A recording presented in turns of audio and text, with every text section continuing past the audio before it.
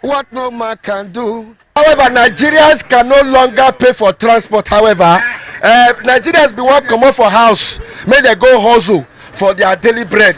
But the transport where they want to come out, it already work the daily bread for the house. When you calculate the transport where you want to come out, go hustle. Go reach where you want to go hustle, come back. But His Excellency, those new Chacha CNG bus where you buy, where them dey? I know they government but when we want start to the use them. You know say this kind of election time now in Nigeria still they happy. We don't see am say you don't buy sharp. Papa, how are you? Well, well done.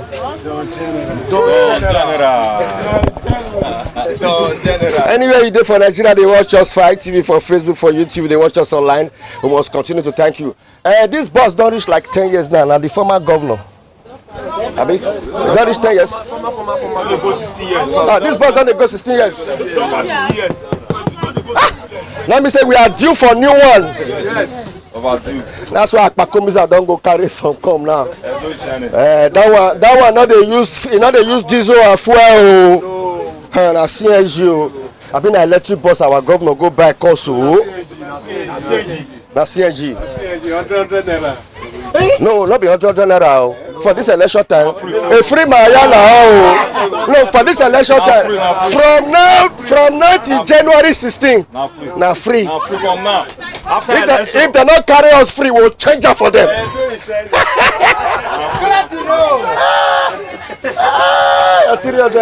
Who wants to die for the 300 naira? This is not there. This is not here. Anyone? His Excellency, the Executive Governor of Edo State.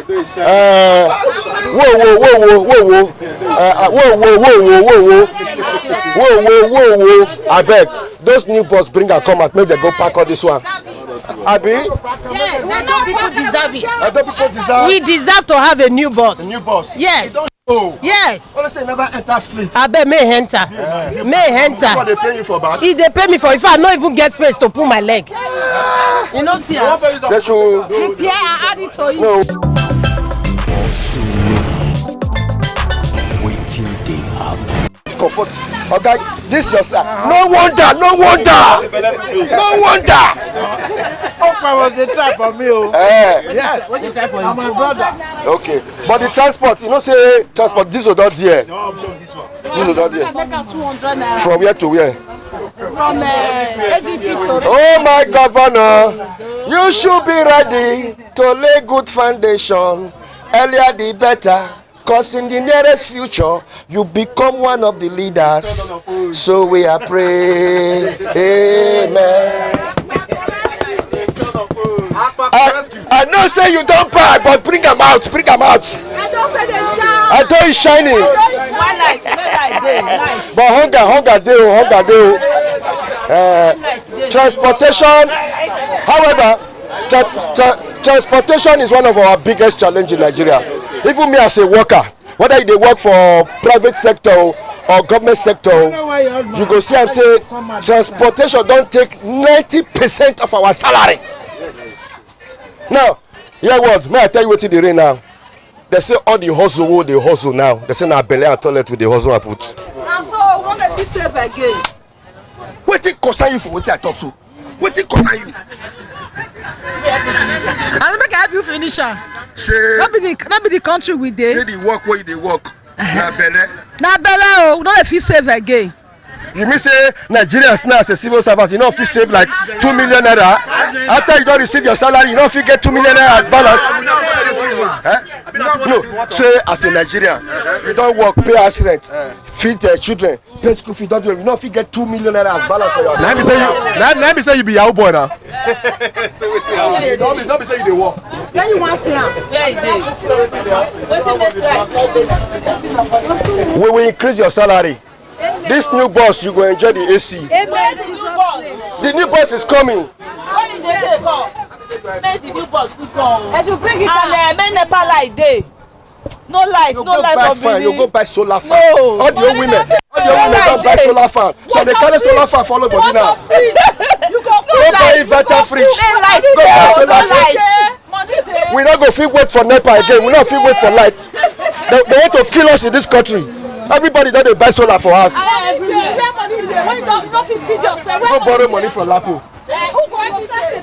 I don't they go. If to say not be public transport, for see Nigerians they trek. Even so many Nigerians now don't park their vehicle now.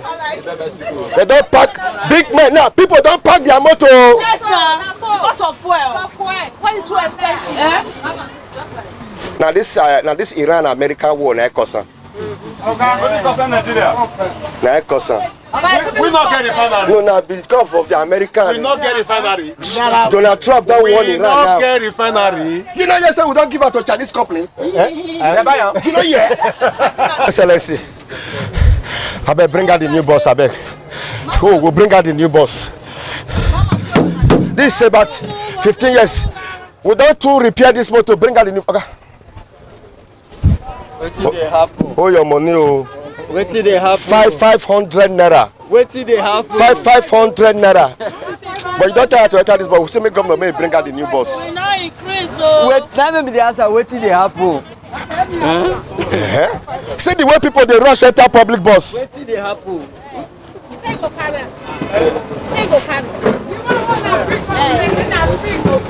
Now, no, it's excellency.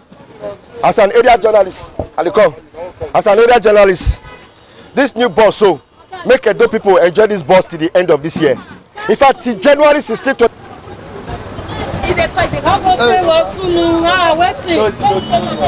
Where this boy now? Madam, you don't see all that small bus enter where you call the enter this one. You don't see small one enter. You don't take up. Where you call the enter this cheap one? It's not cheap now. It's cheap. I go say cheap. It's not cheap. This one is supposed to be free bus. No. 300 is it cheap? It's not cheap. It's supposed to be free. You know you say fuel don't go up. Okay, why did they want us to vote for them? Is it not because of all this? Now they tell an America you free from now till January 16th. See me now, I want to pay. I want to pay. Oh my governor! I'm not saying passenger. I say in airport road. Just now you are in airport road. We do queue for it because it's cheaper. The other buses are carrying 600, 700. You know, in this economic now, we cannot afford to pay such amount. That's why we are trying to manage and queue for the bus. We queue. We are many. The governor have bought new Shasha bus. We thank him. Long may he reign. That bus AC deal. Yes, we knew. That bus not be cho.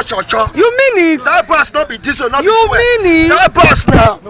Buzz for our governor. It's not the hype am. So where are you going? Where are you going? Now you the enter goes Ghana or South Africa.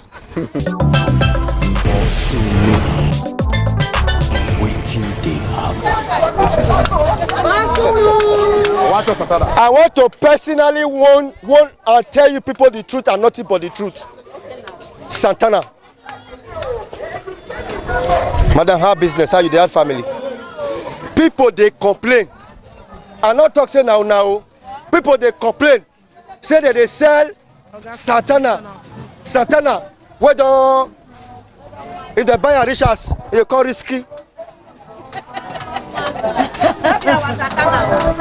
Government wants start to call the checker now. Government wants start to check the Santana now.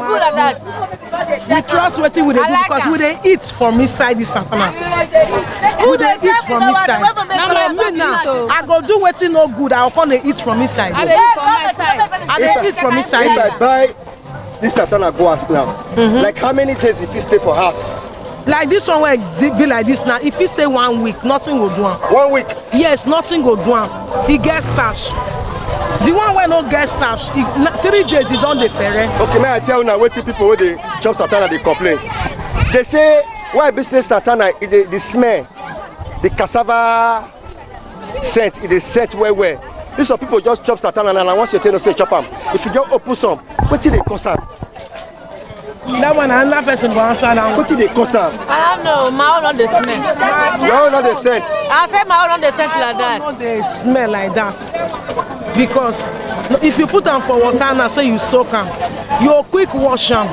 Once, if you too take for ground, now you go get that order. Yeah. But if you quick wash and quick make them, you know, get that order. How much for that one? 100 naira. 200. For one. 3,500.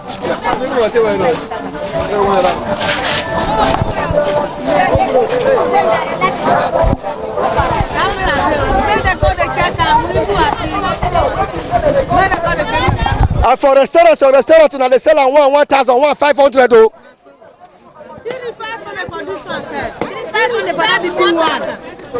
This one 500. From 9. Yeah, give me 500 naira. I get now me. Wait. Me and my 4 children, and my wife and dog. No, not that. This one at 8, I'll give you. 8.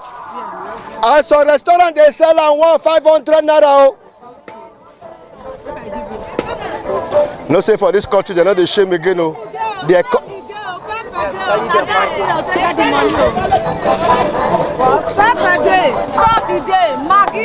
Okay, inside the Santana 500 when I buy. Now inside the soup, pepper. Oh yeah. Now 9 now give us. 500 naira. Let me say if I open restaurant now, how much I'll get for this one now? I buy how many? Give me 9 for 500. 200 naira. With soup. Thank you, eh? Thank you. So cut now. Thank you.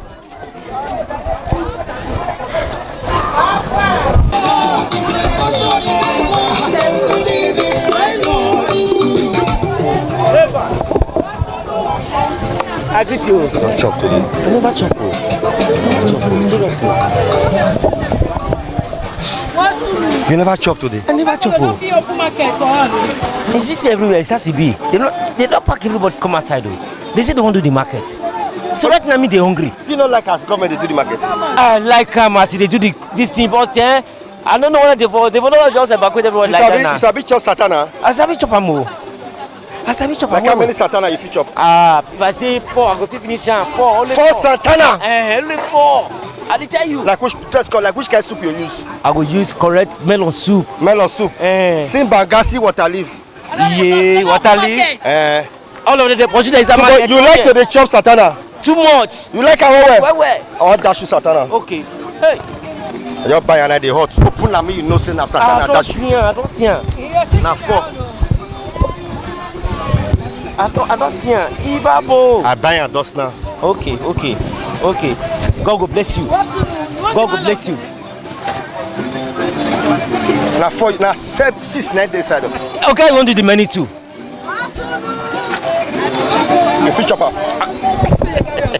Carry, they go. Okay. I just buy a dust now. No problem. Mama can say find somebody where you go dash. So as I ask you just now, you dey hungry, say you dey hungry. No ma. And I true you dey tell me. I didn't tell you so. Madam, I no concern if soup no day. No concern you. Enjoy. Go enjoy the satana. Go enjoy the satana. I hear you. Enjoy the satana. I hear you. People don't like groundnut money, but please help me. May I help you with something? Yes. Where are you coming from? I'm coming from your leg at a check on Gulf Road. You know Lily Hotel? Where you dey go? I dey go Ekenwa Road. And you no get transport fare? I no get transport fare. Even though I get mercy here, even though I never take am. I just surprised when you come meet me. Just surprised you come meet me. See. And na God say make I meet you, sir. Na God do am. I know say you must give me something.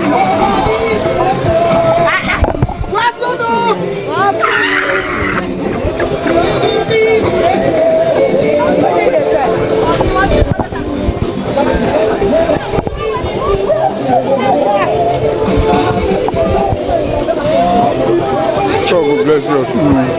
God will bless you. Your work, they will promote you more. We have been hearing of you for inside radio. And they will promote you more. God bless you. Enjoy.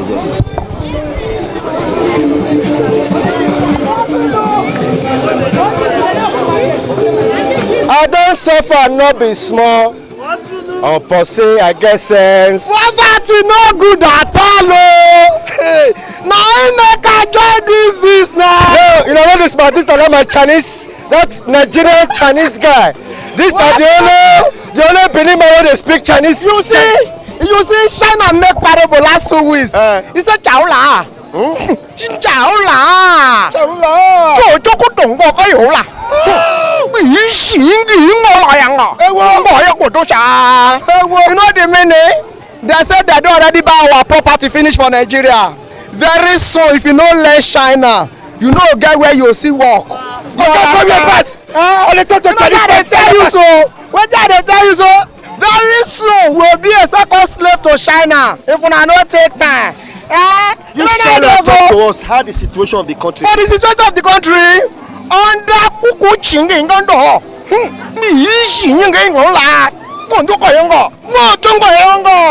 the more you look,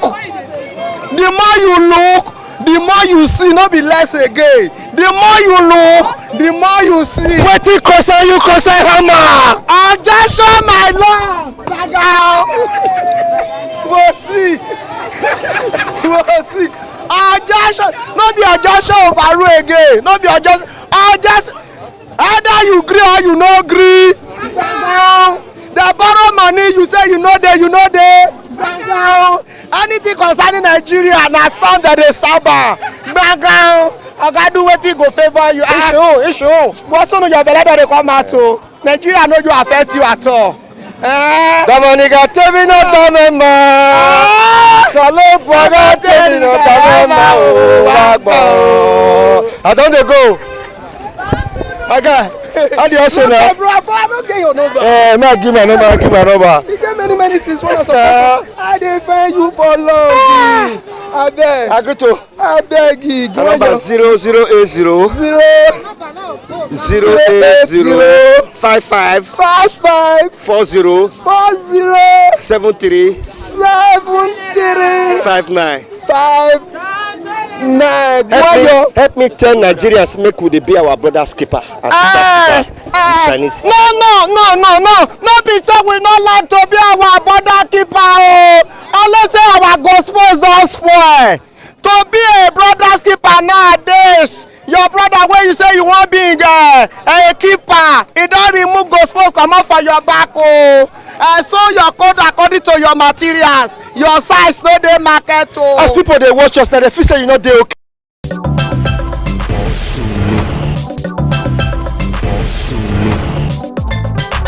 Waiting they happen soon.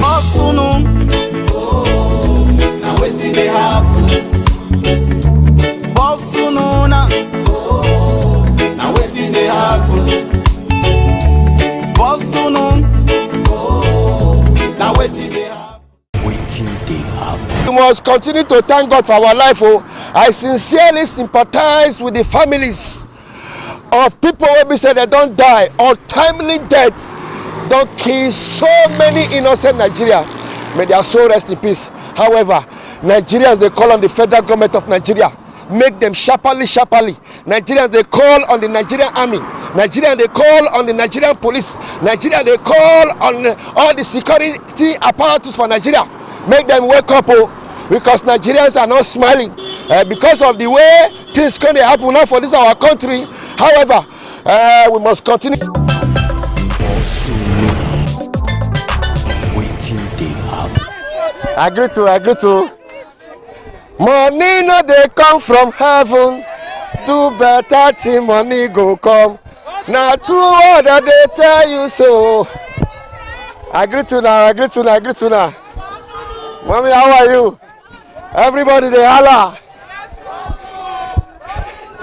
Good morning.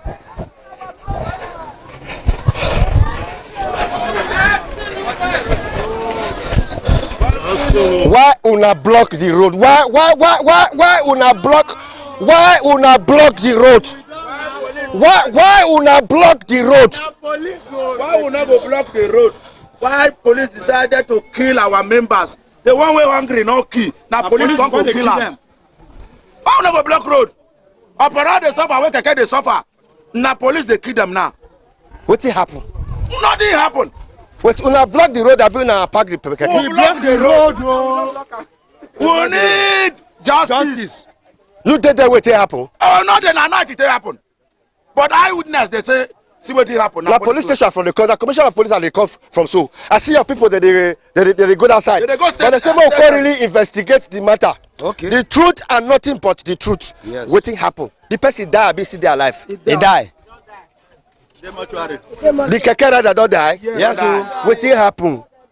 Now one policeman yesterday night around 9 to 10 for Osumbolen. That keke rider, he won't go carry a wife with his family for where he say market for Osumbolen. The man park. According to people who did there, they say the man park. So now the policeman, the worker they come. Now he come with the leg go, you know carry motor, you know carry bike. Now leg they use you. Now he can say the man park for center of road. Now the man say how I park for center of road where barrow they pass, we barrow they pass there. Now from there, now he can tell us say make a park where. Now he say you don't already park where. See walk away the walkway where they there. Now from there they come they change word. Now he come out the tear gas. I can spray for nose before you know the man fell down. Before people come they shout, make a come help. Before one of our brother come run go there, the man already give up before they all carry and go hospital. No still. Now yeah, in for the impact with this the keke rider. Yes. When na chairman for na park sef. All of them go straight. No, wetin this man talk so na true. I been na. true. Wetin you hear or wetin you see? Na true be that, na true. And that man always dey do am. He dey drink akai. Sometimes he go come here. He go enter drop. The policeman. He go enter drop. He carry reach your house for Basua. He carry 500 give you. If you see he talk too much, he go bring gun. Sometimes na dagger. He go say if you dey anyhow. Na police. Ogida police station. No, they say I want to. But wetin I want to be police officer can do for this side? They stay for this side. And he used to enter our keke when he's going. So he used to enter here whenever he's going back home. So he usually trek when coming back. So I was so surprised to see the man decide to. But the police officer they drink. They drink. Our new IG said they don't want to see any police officer when they drink. This one always they drink day and night. They know the like man. He's even drunk yesterday night. Now we be say your colleague don't die now. What do you want make government do now? We want justice. Justice. Make them sack the police officer always justice. The dead body not go rise again.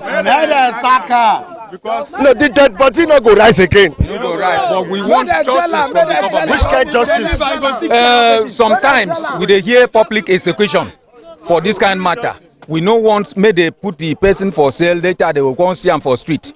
We don't want it that way. Make government do the needful and warn the police say make they stop their brutality. E no good, we don't like it. They don't treat us well, but police supposed to be our friend. But the way the police they treat masses is as if we are enemy to them. So we don't want that. Police officers are supposed to protect life. They're supposed to be our you know hear the way they talk the story, how it happen. I hear everything. I hear how it happen. Like I was saying, Nigeria police officer supposed to protect life and property. Not to the destroy, not to the kill. You understand? So I dey beg those state government, make them, even all these officers, if not to go carry them, go find out whether most of them no go training at all. Okay, make we do the other flip side. Wait, make I just ask people because we don't see them say Nigerian police now they be the nearest security officer to protect us. Yes. But what do you not like for police what they do? Number one, the brutality and oppression. The brutality of police is too much. If you not give the 200. You understand? Just like yesterday when I was going to Saple Road, police blocked me close to that what do you call that roundabout. Yes, no, not 5 Junction, that roundabout where for Saple Road. Yes, he was saying this is what do you call Salah. I must settle and for Salah, saying we want to go Salah. Now tell us what is me, I'm a Christian, I know that if I settle you, who will settle my own? That's why you don't like police. Not be say why. That's why I don't like police. Your children join police. No. Why you not like police? No, what you don't like for police? I know free talk say I don't like police. Police na our friend, and they are there to protect life and property. What I don't like about them, that operation, forcing people to collect money, because it's happened to me in this road by Ogo Street Junction.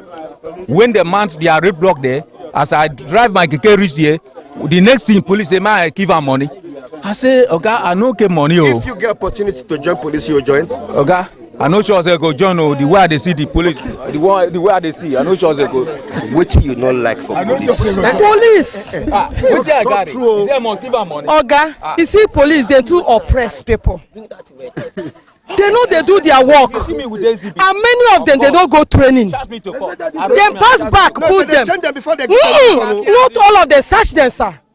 They are not going to training. Then pass back, enter. That's why the operation is too much for the next Nigeria. Make your child. God forbid. Go do waiting. Times our Nigerian police need better reform. This guy now, if I ask a question now, what you not like about police? Just the hear what you want to talk. Police are your friend now. No be nowadays. Now before. Me I dey come for somewhere like this now. Back where I be fly before I enter bus the Coring Road. I dey come for Sapele. So they first day for there in the evening. This morning they still dey there. As they say, I wear clothes, I dey dress well. You do this guy. One or two things. Everything. So I just call the notice. They can't stop my bike. So other bikes they pass where girls sit down, where women sit down. They just stop my bike, collect the bike man key. They start to search me. They say search yourself. I say, officer, see my back. Na power bank dey inside and other things. He say open now. I be the craze. All these one or two things. So Sapele for Idogbo side. Not on Idogbo. I don't forget the street.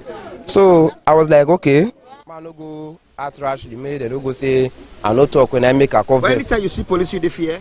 Why I go fear? I don't carry any exhibit or anything. But they suspect you. They always suspect. They try to misunderstand me. So one or two things. So you just need to just remain calm. But you like join police. If my friend Papa be police, I go avoid that person. You join EFCC. I not there anyone. Or DSS. Not all of them are one. Or vigilante. All of them are one. Waiting they happen.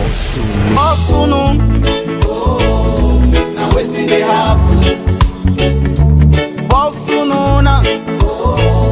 Now waiting they happen.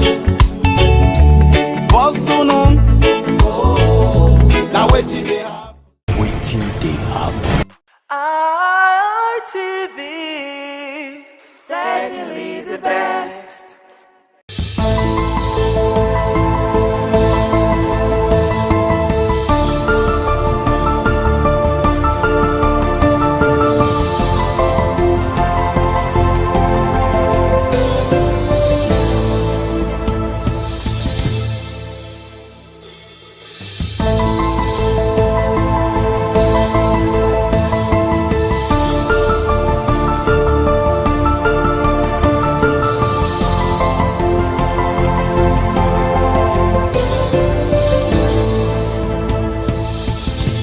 Hello there, many thanks for joining us on this week's edition of the program Icons on ITV.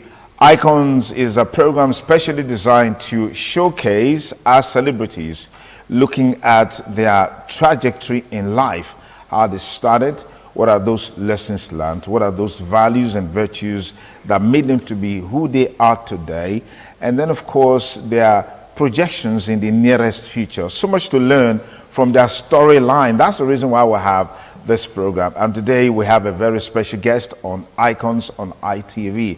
He's a celebrated international Nollywood movie producer, director, filmmaker, scriptwriter. I mean, we could just go on and on and on. He's been about everything that has to do with filmmaking. What's the storyline? An interesting storyline. Well, for him, he knew from the very beginning what he wanted to do, and then he went after it. But some people, at the beginning, it's always very difficult to decipher what they want to do. Some is by accident, some by coincidence. So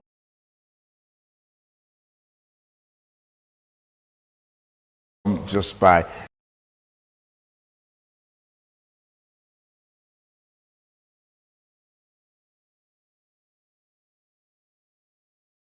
fate. We have with us in the studio Lancelot Oduare Emerson. But let me take it a little bit further. His Excellency High Chief Ambassador Dr. Lancelot Emerson, aka the Governor. Lance, it's good to have you on the show. Only me. Of course. I mean, you deserve even more. You deserve even more. Looking at the Honorable Commissioner added honorable. Okay, honorable. Fantastic. Fantastic. It's good to have you here. Let's start from the very foundation. Yeah. How did you come into movie making, film production? Was this something you've always wanted to do, or you came in coincidentally?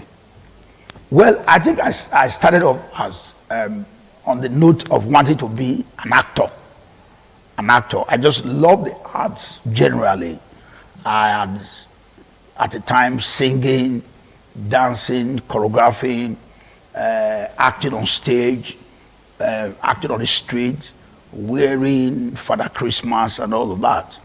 And then I got involved with radio work. I am also very versatile with radio presentation, productions, radio, and my first encounter with camera was in the year 1987 in a film project called Uwi Udefi Agbonoviosa, produced by our own legend, celebrated Sister Abiomo Ubewi. Then an Edo language piece. Then we started having other romance with cameras involving some guy called Zigzulu Okafo, the Delta man that was doing his thing here, gathered us. So we're just excited. Then kudos to the Bende Broadcasting Service, where we also do small drama, youth scene, youth rendezvous on NTA. Then I went to audition for folk songs on NTA and seeing these big cameras and all of that, where we did the auditioning.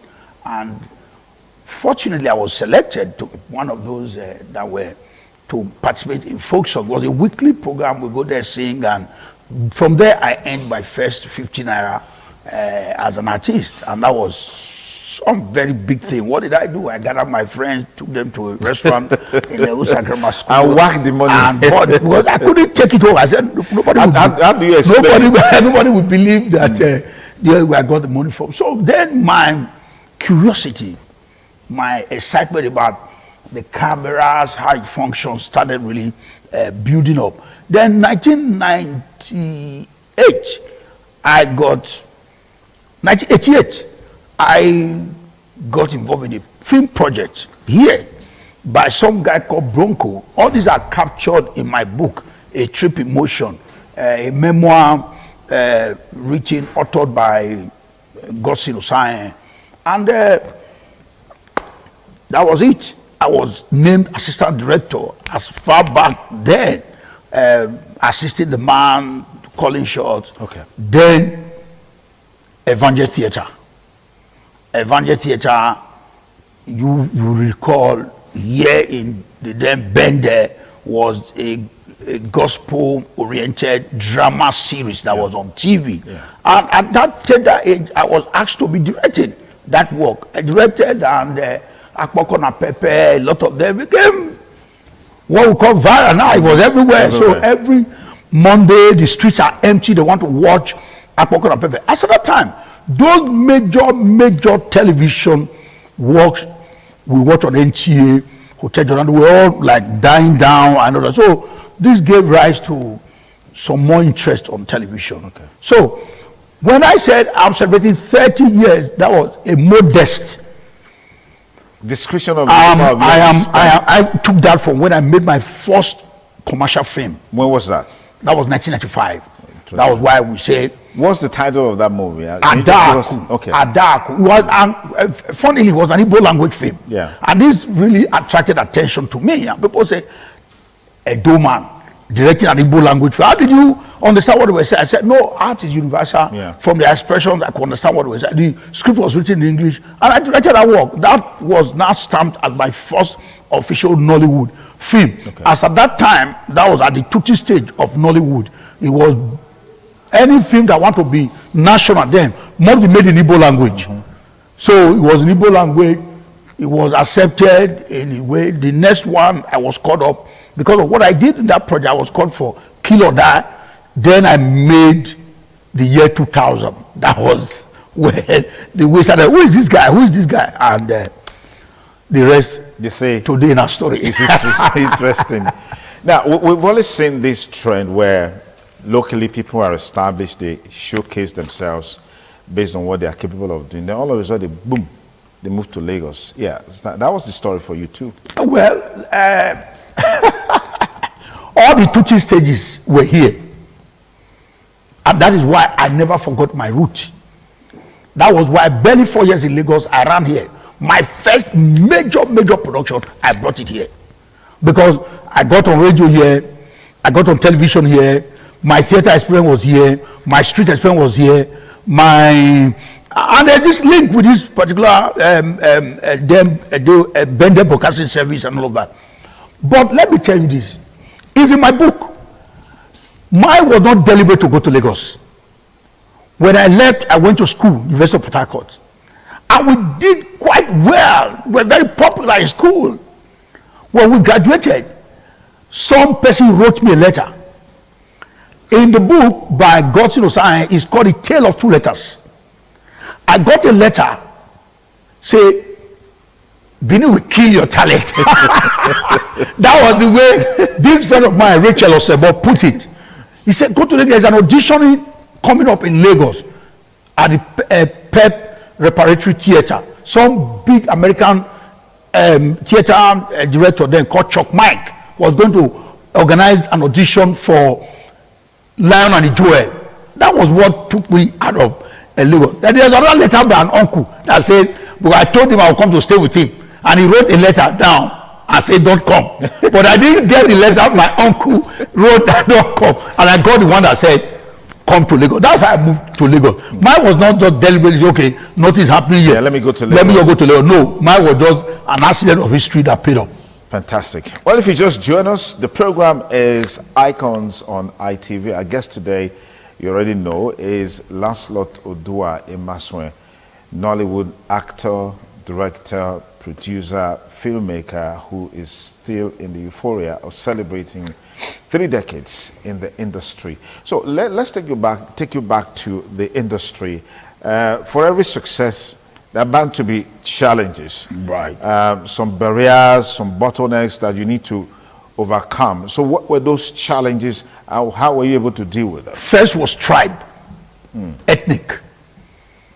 Like I said, my first commercial film was in Igbo language. In Igbo language. And majority of the productions of those that were funding films then were Igbo merchants that wanted to make films. So there was no way they would have given money to come and make an Igbo language film. And then it's a trend. What was ready then was Igbo language movies. You saw the success of Living in Bondage, Nneka the Pretty Serpent, and a whole lot that followed then. The Igbo language. So language. And the other big sector was Yoruba. Okay. Yoruba another year, Igbo another year. And they were not making movies in English, per se, as at that time. Until there was this, again, a reversal. People now started making English movies, then we were able to settle. That was a major thing. Which block do you go to settle that will accept you very, very well? Okay. I don't understand Yoruba. I don't understand Igbo. But I made my first, because those guys, okay, what they were looking for was just talent. And not a lot of them, traditionally, were into art or productions. A lot just of in them, the commercial aspect yes, of it. yes. So when this came, it became a major challenge. So you could see a long stay not doing anything. because most of the scripts that come, you also want to be in a comfortable footing where you are okay, you understand the language. Yeah, it was strenuous. I made the film, but it was strenuous for me trying to do exactly what I wanted to do. Imagine that production at Daku. The director was Benin, the cameraman was Yoruba. So that didn't. That was a major challenge. Another challenge is the acceptance. Now try to introduce. So by 1999, the first huge amount of money I had was to bring to Edo. They had made a Ziba Ziba. English, but with Edo background. So we didn't really get enough of our people understanding, because it was also very, it was not Bedea Castle that time. Bedea Castle, the government is commissioning something, they come and dance. But the understanding of the full commercial potentials of art was very much not here as at that time. So that became a challenge. You couldn't woo yours. So even as Ziba Ziba, the part of the money was given to me by an Igbo man. Because he believed in my talent. So even my first production that I made was funded by an Igbo man. So to a very large extent, those first 1 to 10 years of my life, I hadn't no much control. Because he who pays the piper dictates the tune. So the guys, they give you money, they want you to tell stories that they can connect with. Because they, like they say, they must first enjoy the story. They must first be connected before they can invest in what you want to do, before they give it to the public. This was on its own a major challenge. Now today, as our people actually bought in as much, not really, but a few understand, like a few, like even my celebrated work at Desuwa was funded by a guy in Delta. Not from Edo State? No. Interesting. So the only major project I made that was funded by, giving her kudos for that, Senator Daisy Danjuma, was Invasion 1897. So this remains a major challenge. To date, our people understanding of the uniqueness of motion picture, that is not about self-aggrandizement. This is what America used to advance the neo-imperialism of the American state. That, every nation America threatened is really scared because of what they've seen of America in the movies. So the American government understood the strength of motion picture and used this judiciously to their advantage. Why the whole world is scared, why every child on the street wants to go to America, all was sold to them through the instrumentality of motion picture. So how come we've not been able to achieve that with our own movies? Because there's a talk about imagined communities, Nigerians in diaspora, people living abroad. Their imagination of Nigeria is based on what they see in movies. To what extent are we using movies to change these narratives, tell these stories differently? These are institutionally intentioned actions. Underline that. The institutions must understand the pivotal role that motion picture plays in the reshaping of mind, the remolding or molding in from ab initio of minds. It is that understanding that is missing. Imagine a place like Enugu. I was there recently, and I paid tribute to the land. On seeing me, the celebration from among people say, this man, what you did for us here, what you did for us here. But the understanding that you cannot undermine the power of government. I was in Enugu a few days back. The reception was unbelievable. And an SDG came to me and said, what you did for us in this place, this state owes you. Because I said, all my fame, all the projects that defined me were made there. In my documentary, people saw pictures also called Paint You, but they were shocked. Peter Duce said, this man, this is the much that he did. So it now becomes on, I will say it again, we play too much of politics here. Everything is tilted towards political leaning and all of that. We must understand the pivotal role that certain individuals have come to play in the course of history and in what they are doing. We need deliberately, intentionally, the instrumentality of motion picture to reshape our society, to remold the minds, the way people live their life. So film is beyond just commercial. Government must intentionally, deliberately fund some productions that will begin to reconstruct the mind, promote our dresses, our way of life, our music, our tales that are beautiful. That is the work of motion picture. That was the intention of those that founded it. So we don't take one aspect of it, which is entertainment. What of the informative part? What of the educational part? What of also the negative, the disinformation, the misinformation, the marketing? People complain. Are we using it to the optimum? That is where people like us stand strong in history. Look at what the Yorubas are doing now. Excavating the prowess of their heroes, using the instrumentality of films and becoming global because they are going on Netflix. How many of us here, because productions are no longer 3 million naira or 30 million naira, we are talking hundreds of millions. So for the pride of our people, there are stories that need to be told. The story of Arwa, the story of the Obai, how he came, the story of historic greats that came from here that should now shape how we think and do things. That we are not completely, look at the power, how Invasion 1897 struggled with a narrative that has been embedded in the world over time, that Benin offended and there was a Benin punitive expedition until that narrative of invasion came into board. I was on TV like this in the UK, Ben Television, when Dr. Walker saw it, that led to the return of the first two Egogo and whatever. That is the power of motion picture, and we are not taking it. We need to remake our society. We need to re-beautify our space, and what you watch is like what you eat. It defines you. Thank you so much for being who you are, for the impact that you've made, and congratulations one more time. That's our package for today and this week. Be sure to join us next week, same time on the program Icons. I'm Sonny Duke Okosun, wishing you a great week ahead. Bye for now.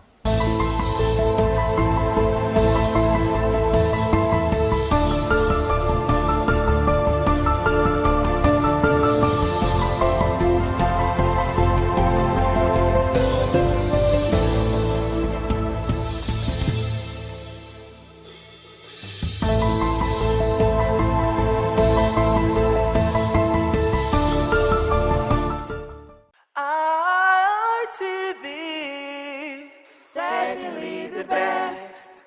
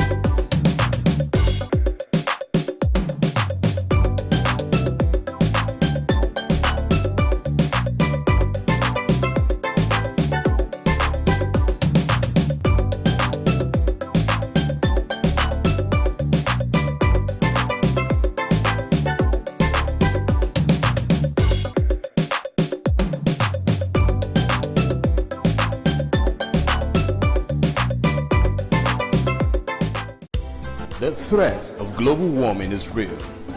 You have seen the destruction of lives and property as a result of incessant flooding. Make the environment a conducive place for all to live in. Stop polluting the environment.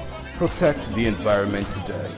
This message is brought to you courtesy Independent Television and Radio.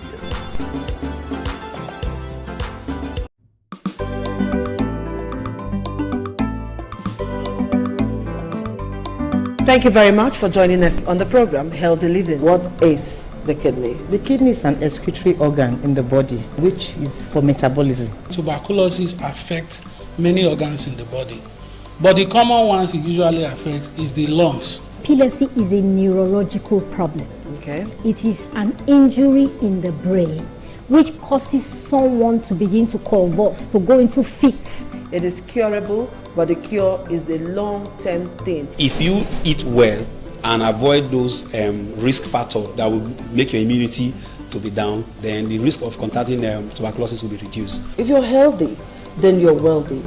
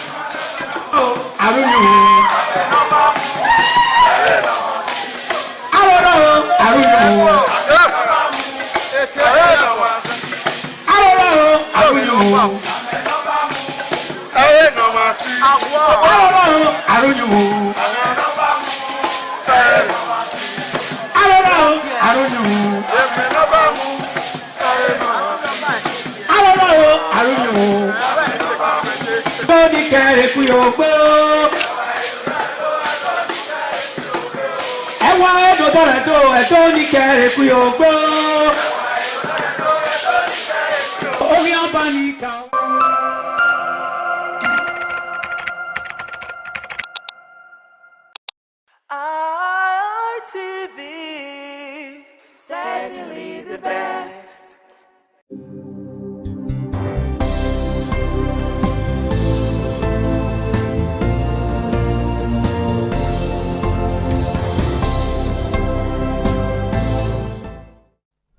World Hypertension Day is observed every year on May 17, and it's part of Hypertension Awareness Month.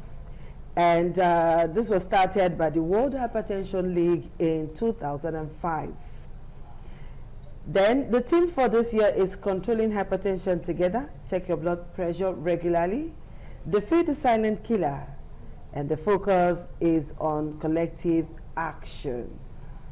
Individuals, families, health workers, government at all levels, everybody should play their role in controlling hypertension. My name is Adesuwa Sawage, and it is with pleasure that I bring to set two consultants in the business of talking to your heart. They are cardiologists, consultant cardiologists, and they are here to talk to us about hypertension. Yesterday was the day set aside, but today we will celebrate it on air with you, for you to know that this thing called the silent killer is not here to joke with you, okay? And it's not something you can take on the face level. So join me as I make welcome Dr. Aisasa Ogbomo, consultant cardiologist from the University of Benin Teaching Hospital. Hello, doctor. Thank you. Good afternoon. You look good. You look like my sister. Are we related somehow? All right. I have Dr. Akinwumi Ojo, is also a consultant cardiologist from the University of Benin Teaching Hospital. Dr. Akinwumi, it's a pleasure to have you join us today. Thank you very much, Adesua. Thank you. All right. We look at this hypertension at face value. So we want to know quite a number of things, because from the little research I made, I discovered that hypertension affects an estimated 1.4 billion people globally and is the leading preventable cause of premature death. So doctors, why is hypertension called the silent killer? Correct. Thank you very much. So today we talk about hypertension. Yes. Being a silent killer, and that's even one of our major thing we are talking about, because silent killer means it doesn't give you any sign. It doesn't give you any symptoms. You feel that you are fine. You go about your day-to-day activities thinking that you are perfect, but the blood pressure is there, and if you don't check, you will not know. Some people say they feel some things when their blood pressure is high, but most of the time there is no sign, there is no symptoms, you are not aware. Blood pressure is high, you go about your day-to-day activities. It's when something now happens, develop maybe a chest pain, difficulty in breathing, and that time is already getting too late. So it's silent because it doesn't give you any sign, doesn't give you any symptoms, and the BP is high. If you don't check, you will not know. So Dr. Aisasa, is it not possible for one to just know? You know, when you have a headache, you know you have headache.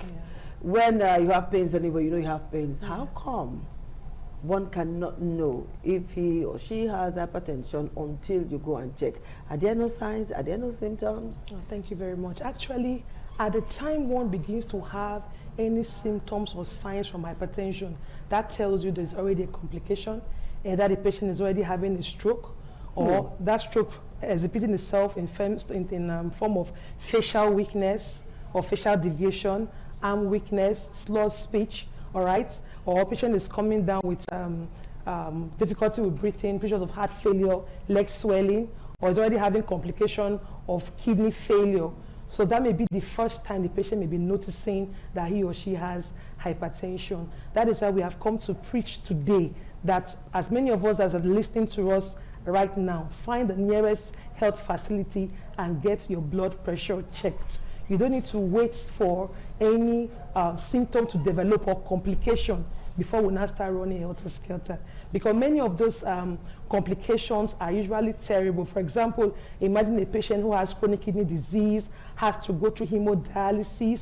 Apart from the cost, the financial implication, the trauma, the psychological trauma for the patient involved, the family, it's just, that's why we're preaching prevention. They usually say the slogan that prevention is better than cure. So hypertension usually is most times asymptomatic.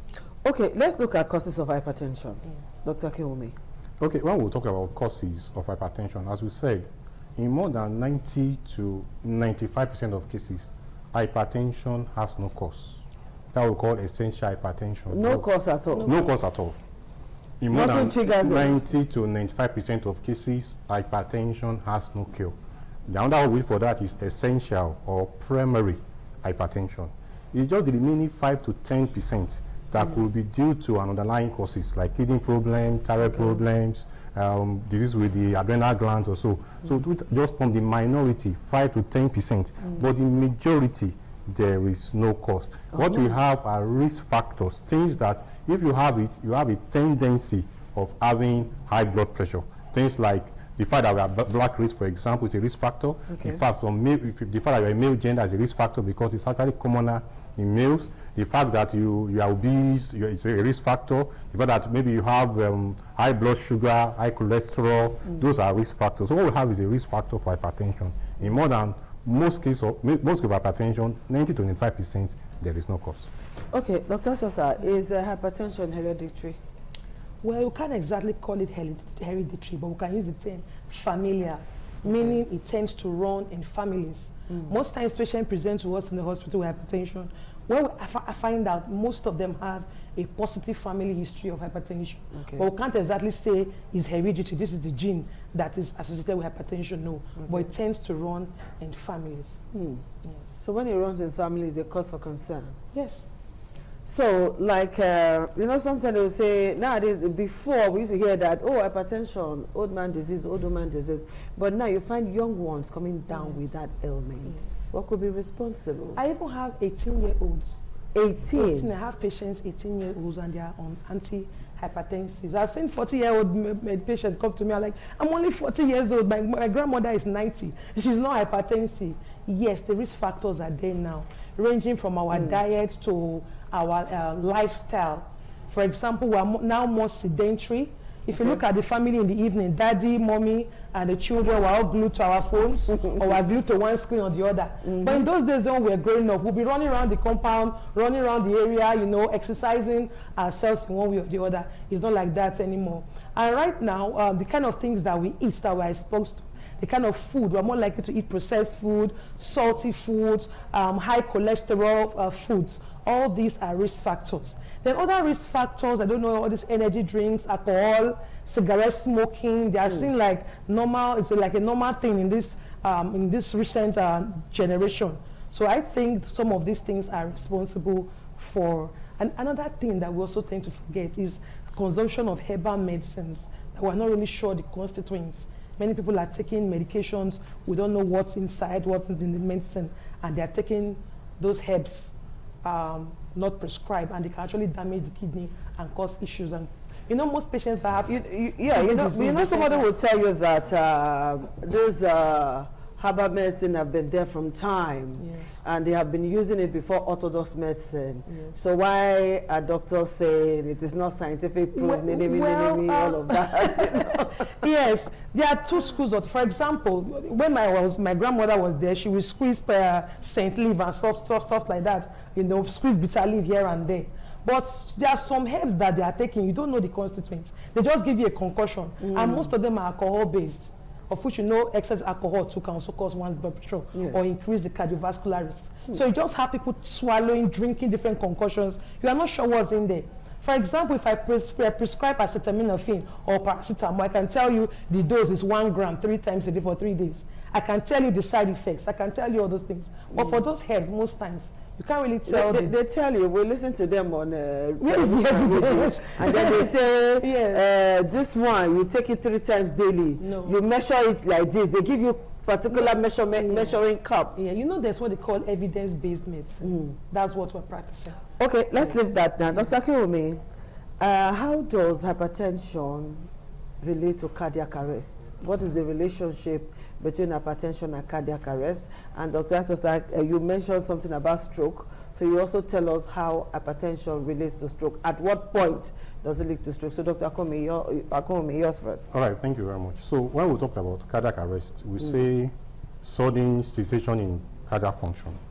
Now, before hypertension will lead to cardiac arrest, there will be a pathway. It's not just a straightforward something. Okay. Somebody must have been hypertensive for a long time, develop complications of this hypertension, possibly heart failure, or possibly what we call heart attack commonly, which is ischemic heart disease. That is, the vessels that supplies the heart are blocked as a result of uncontrolled hypertension. So that is the pathway through which hypertension can cause cardiac arrest. It's not a straightforward. So it has to cause a complication first. It's those complications that can now, which is not well managed, that can now cause cardiac arrest. So that's the pathway. Okay, Dr. Asosa, before you answer, we'll take a very short break. Very short break. When we come back, you give us your answer and we'll continue.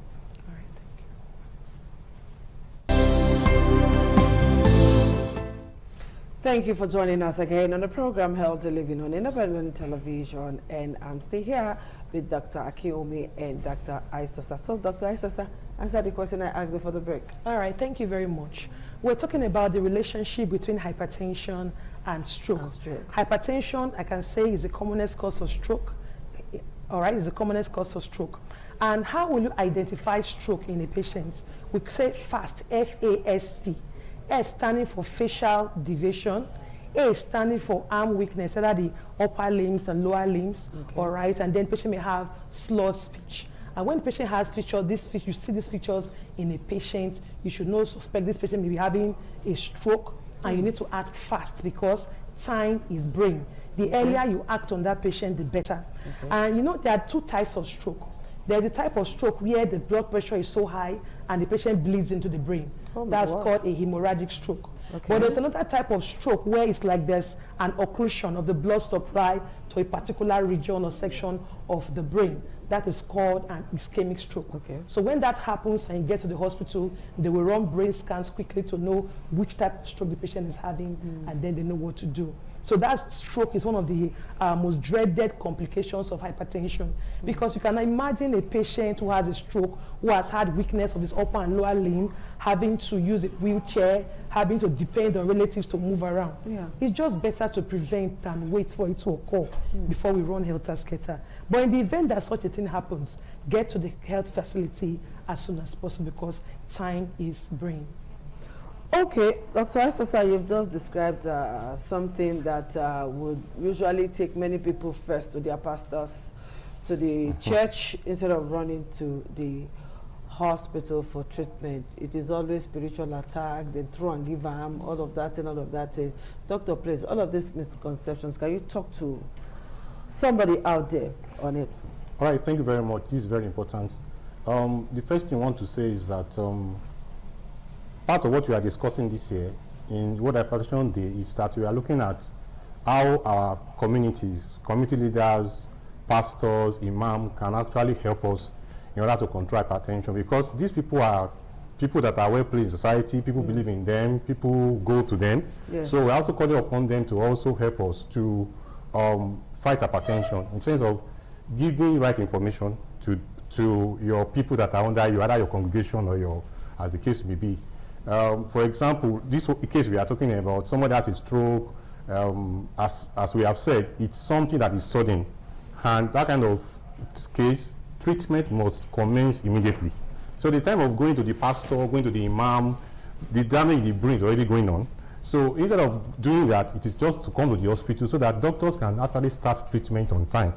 The earlier we start treatment, the better. So any form of heart condition we talked about, or hypertension related condition we talked about, either is MI, either is heart failure, either is stroke, either is kidney problem, the earlier we start treatment, the better. So the right place to come is the hospital, where prompt treatment can be started. Thank you very much. Okay, thank you, Dr. Akoyeme. Dr. Isosa, what is this one or two or three misconceptions you will want to correct today as far as hypertension is concerned?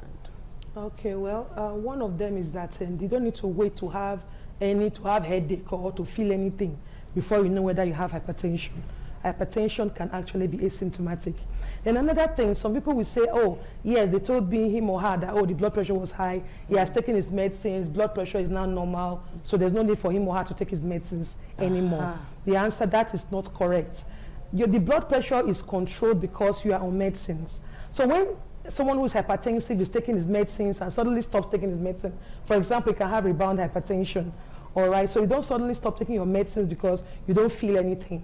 You don't necessarily need to feel anything. So that blood pressure at that time is controlled because you are taking your meds. Hypertension cannot be cured. Hypertension is controlled or managed. All right, so if the person suddenly stops taking his medicines and he knows it's hypertensive, the blood pressure can suddenly rise, leading to these complications that are dreaded. So we advise that even if your blood pressure is well controlled, you should continue taking your medicines. However, there are some patients who are taking their antihypertensives and their blood pressure begins to go below what we expect. That is why it's advised that apart from you don't just take your medicines and sit at home, you should go for a routine checkup. If the blood pressure is too high, we add more medicines or increase the dose for better blood pressure control. If we also notice that the blood pressure is below what we want it to be, we can taper off the medicines gradually. So don't just take your medicines and like I'm taking my drugs and you don't know. You must also go for follow-up so that we know when to increase the dose of your medicines, we know when to reduce, and we also know when to maintain. Then another thing, hypertension is not just all about drugs. All right? Hypertension is not all about drugs. There's what we call the DASH diet, dietary approach to stopping hypertension. Some people whose blood pressure are like the new classification of hypertension are beginning to introduce things like pre-hypertension and all that. That is those who are having blood pressure 130/80 to less than 140/90. Their blood pressure is not yet maybe high enough to start antihypertensives. But if we do not catch this group of people early, they will teeth into frank hypertension. So what we do for them, we give them advice. We say stop taking, cut down on alcohol, stop cigarette smoking, reduce the salt in your foods, exercise regularly, take a portion of fruits every day, take a portion of vegetables every day, cut down on fatty foods, on high cholesterol foods, exercise regularly. These little things will be able to drop the blood pressure even by as high as 5 millimeters of mercury. Wow. So hypertension is not all about drugs. Lifestyle is involved in all of this. Yes, we start with lifestyle modification. If lifestyle modification fails, then we begin to introduce our antihypertensives. Then there's another thing. People believe that, oh, I don't want to start these BP drugs. If I start these BP drugs, I will now be addicted to the drugs and I will have to take it for life. I've had patients ask me this question. You're taking the antihypertensive is not the reason why your blood pressure is high. The blood pressure was high and then we had to introduce antihypertensive. So it's not the antihypertensive that is the culprit. The antihypertensive is there to maintain your blood pressure. And some see it as a death sentence. Oh, I'm going to have to take medicines for life. Yes. You're taking your medicines, you're okay, you're able to go to work, you're able to live your daily life, and you're able to prevent dreaded complications like heart failure, heart attack, chronic kidney disease, stroke. Prevention is better than cure because you know, yes. Let me come to Dr. Akinwumi now. Thank you so much, Dr. Esosa. She mentioned salt. I want to ask you two questions in one. At what point does salt destroy somebody's at what point does salt contribute to somebody's ailment when it comes to treating hypertension? That's one. And then number two, we've also been told that there are some drips people give in the hospital that contain salt, like the saline water and all of that.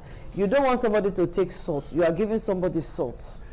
So doctor, just walk us through that part in the next 3 minutes. Thank you very much. Good questions. So the first thing is about salt. The medically recommended level of salt contains sodium chloride to be taken per day is actually less than 5 grams.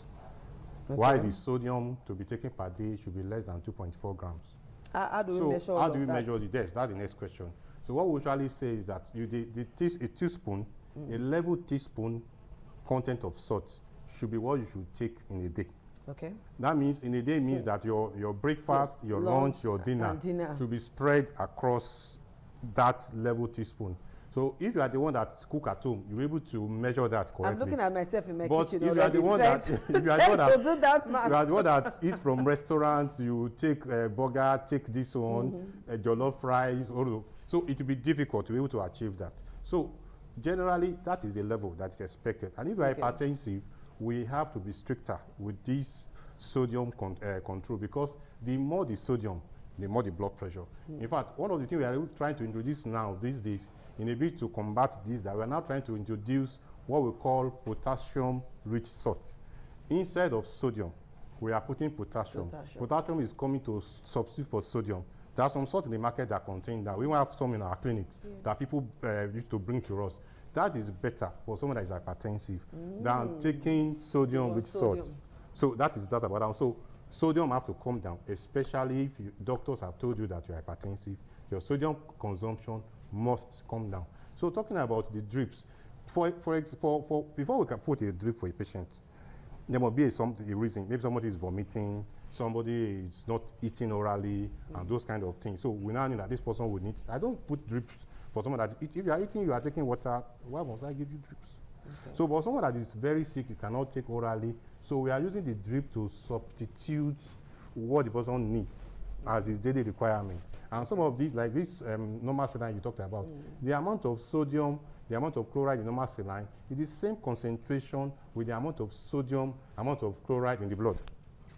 Okay, so it is a normal. So there's alarm. no cause for alarm. It's not That's higher. fantastic. It's not higher than what it's in the plot. So you are All just right, giving it. in just say 10 seconds, Dr. Esther, can you round up now? All right, thank you very much. Wherever you are listening to us, I advise you get to the nearest health facility, get your blood pressure checked, get your parents' blood pressure checked, your brothers, your sisters, your friends, and your colleagues. Encourage them to check their blood pressure and live longer. Okay, Thank you. Dr. Akuyomi. Thank you very much. My appeal is that all of us together, whether you're hypertensive or you have someone that is hypertensive, or you are a church pastor, imam in a mosque, community leaders, all of us, government officials, let's join hands together to control hypertension. Prevention is better than Thank cure. you. I have a good heart. That's nice. All right, guys. Thank you so much for being part of the show. We'll see you again on Thursday, and that will be on radio at 3:15 p.m. Do well to join us, and you'll be able to ask all the questions you couldn't ask today about hypertension. We'll see you again. Bye-bye.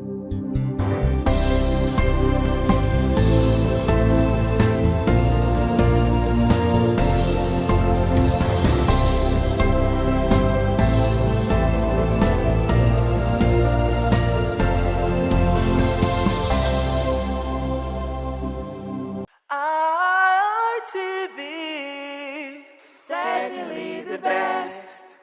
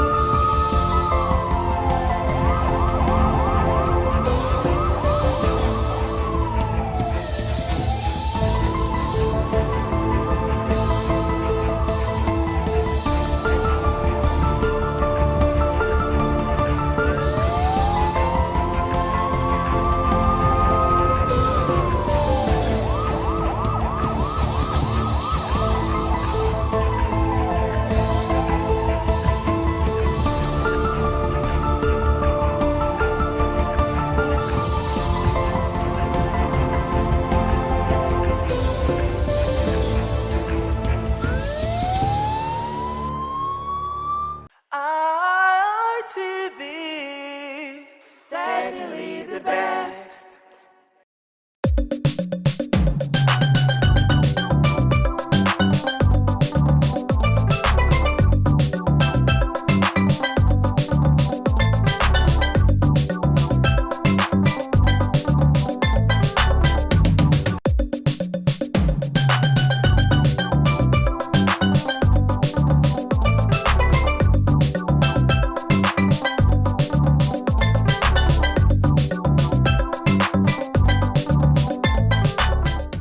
Viewers, once more we welcome you to Message of Islam, reaching you from Independent Television. I'm your uncle Aji Alamin Alaw. Inshallah, we are looking at another very relevant topic in our society. That has to do with greed. It is framed thus: position of Islam on greed. Position of Islam on greed. To take this vital topic, I have in the studio this evening regular participants. Close to me is Al-Aji Professor Bunyamin Ade. Assalamu alaikum, welcome to the program. Alhamdulillah. And we also have in the studio this evening Malam Nuruddin Asunoge. Assalamu alaikum, welcome to the program. Wa alaikum salam wa rahmatullahi. Alhamdulillah. Position of Islam on greed. When we talk of greed, Malam Asunoge, what exactly are we looking at? Well, greed will simply mean when an individual is narcissist, it doesn't believe in other-centeredness, it is all about self-centeredness. Wants resources and everything to coagulate around its person.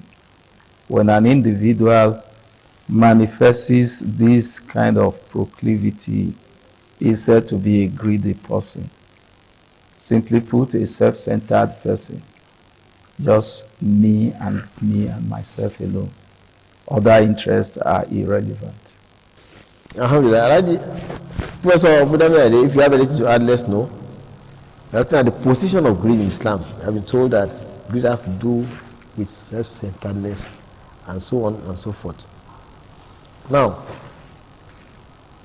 can you please tell us what Islam, the view of Islam on being greedy? Let's start with that.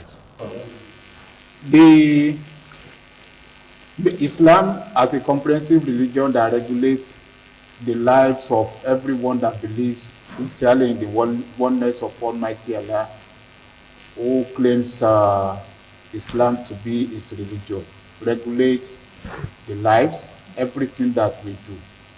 So also is the issue of greed, which is an attribute that we see mostly in human beings, or let me say, along with some other creators. It's something that is condemnable, and Islam condemns it in totality. The issue of greed is not something that is that is tolerant, that we are tolerant to in Islam, because of the fact that it has to do with the way we define individuals. Whether someone is satisfied with what he has, or it does not show high level of satisfaction. And as just earlier defined, it's an attribute that has to do with acquisition of what is abnormal, particularly what does not belong to an individual. Islam condemns it. Thank you very much. Islam condemns greed. In a particular tradition, Islam said that a generous person is close to Almighty Allah, is close to the people, is close to paradise, and is far from the hellfire. And conversely, a miser, a selfish person, is far away from Almighty Allah, is far from the people, is far from paradise, and is close to the hellfire. Mama Sunoli, can you please help us make sense out of this tradition? Yeah, because the miser really mean a greedy person too. They could be used interchangeably, even when they could also stand independently of each other. But what the Prophet ﷺ was saying was the fact that the one who practices generosity, the Quran likens it to a tree. There's a paradise that had quite a number of branches, and that when it gets old, of the practitioner of charity, it holds that individual so firmly until it pulls the individual into paradise. Conversely, for the one who is greedy and who is niggardly, gets hold of a tree in hell, and that tree holds him so tightly until he is pulled into hellfire. Now, the issue of all of these will revolve around the absence, or so to speak, of the appreciation of the essence of one's being. One of the later caliph in Islamic history was desirous of knowing if there existed anyone who either had seen those who saw the prophet, may Allah be pleased with him, or those who saw those who saw the prophet. Then he got the intimation that there was a man who had become so old but lived far away from the city where they were of Baghdad. He sought to meet with the man. He asked that the man should be brought. He was brought in a stretcher. And the man narrated something that revolves around the whole issue of greed. It was a double-barrel story, which was that the Prophet ﷺ had said that for the one who is greedy, as he ages, the desire to continue to live grows stronger, and the longing for the things of the world equally is deepened. He was appreciated by the caliph, and when he was to leave, he loaded him with plenty of gifts. Those who brought him took him back. But somewhere while they were returning, he said to them there was a thing he needed to ask the caliph. and he alone was going to be in a position to provide an answer. These persons didn't find the courage of disrespecting him because they feared the consequence. No. If the caliph got to know that the man wanted to meet with him and they didn't bring him back, that would be a problem for them. So they took him regardless of the difficulties that was associated with that. And when he got there, he said, yes, I'm deeply appreciative of what you've given to me, except that we did not conclude whether I should be expectant of this at this same time every year. And so what the caliph said is that you have spoken the truth about the narration of the Prophet Islam which you gave to us. You are a living proof. You have given currency to that which you just told us. You gave life. You breathed life into those words that you spoke to us. I promise you, you don't even need to come. We will send those things to you every year. They had not gotten to half the distance they covered when he passed on. And so, for one who is greedy, you never get satiated. You want more, even when what you already have had not been of any use to you, no utilitarian value. But it's just that you get crazy, it becomes an addiction. You just want to have more without you even being in a position to explain why you are desirous of wanting to have more. And in wanting to have more, of course, you are pushing away others who should have benefited. Because what Islam requires of you is not just that you have, including what you eat. It says by moderation. Whether you have legitimately acquired food, you become greedy to the extent to which your neighbors go to sleep ululating on account of hunger, you didn't share with them. You become greedy to the extent to which you feel, because the Prophet said the tummy is the worst vessel to be fed.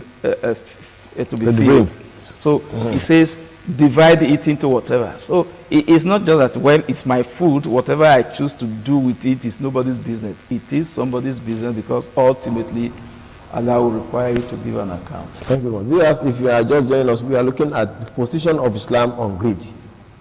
Position of Islam on greed. A greedy person is even when he attends a party and they are serving, he may take 10 plates while the rest have not even been served. Doesn't care, doesn't give a damn. In another tradition, Prophet Islam says that if the son of Adam is given a valley filled with gold, he will long for another. Just free of charge, you are just called. Now this valley filled with gold is meant for you. Instead of being appreciative and saying, oh, I never expected this, thank God, you'll be wishing that, I wish it is 2. And if it was given 2, you wish it ought to be 4. If it was given 4, you wish, I wish it's 8. And if it's given 8, and so on and so forth, is never satisfied. Greed. Professor William Aide, let's look at this tradition that one of us spoke about. First, Islam said that tradition, as a man grows older, 2 of his desires continue to grow younger. The desire to live longer and the desire to acquire more wealth. Why is it like that? Of course, it describes the real nature of human beings, particularly those that do not have control over their desire. Of course, in 2 passages of the Quran, Almighty Allah says that وَمَنْ يُقَصُّ نَفْسِهِ فَأُولَٰئِكَ هُمُ الْمُفْلِحُونَ. Whoever is saved from his own greed, yes, such individual is of course among the successful ones. Those that will be saved both in this world and in the hereafter. And then when you look at the nature of the society that we are, if you use our leaders or supposed leaders as example, the moment you see someone who happens to be a local government chairman, his aspiration will be to become the governor of the state or a member of the House of Assembly. The moment he leaves there, his aspiration will be to become either a member of National Assembly or the governor of the state.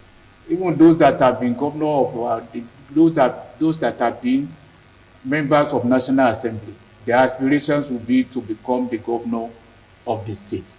You know, looking at all these positions, the entire strata of the positions, you can have someone who will spend 8 years on each of these positions.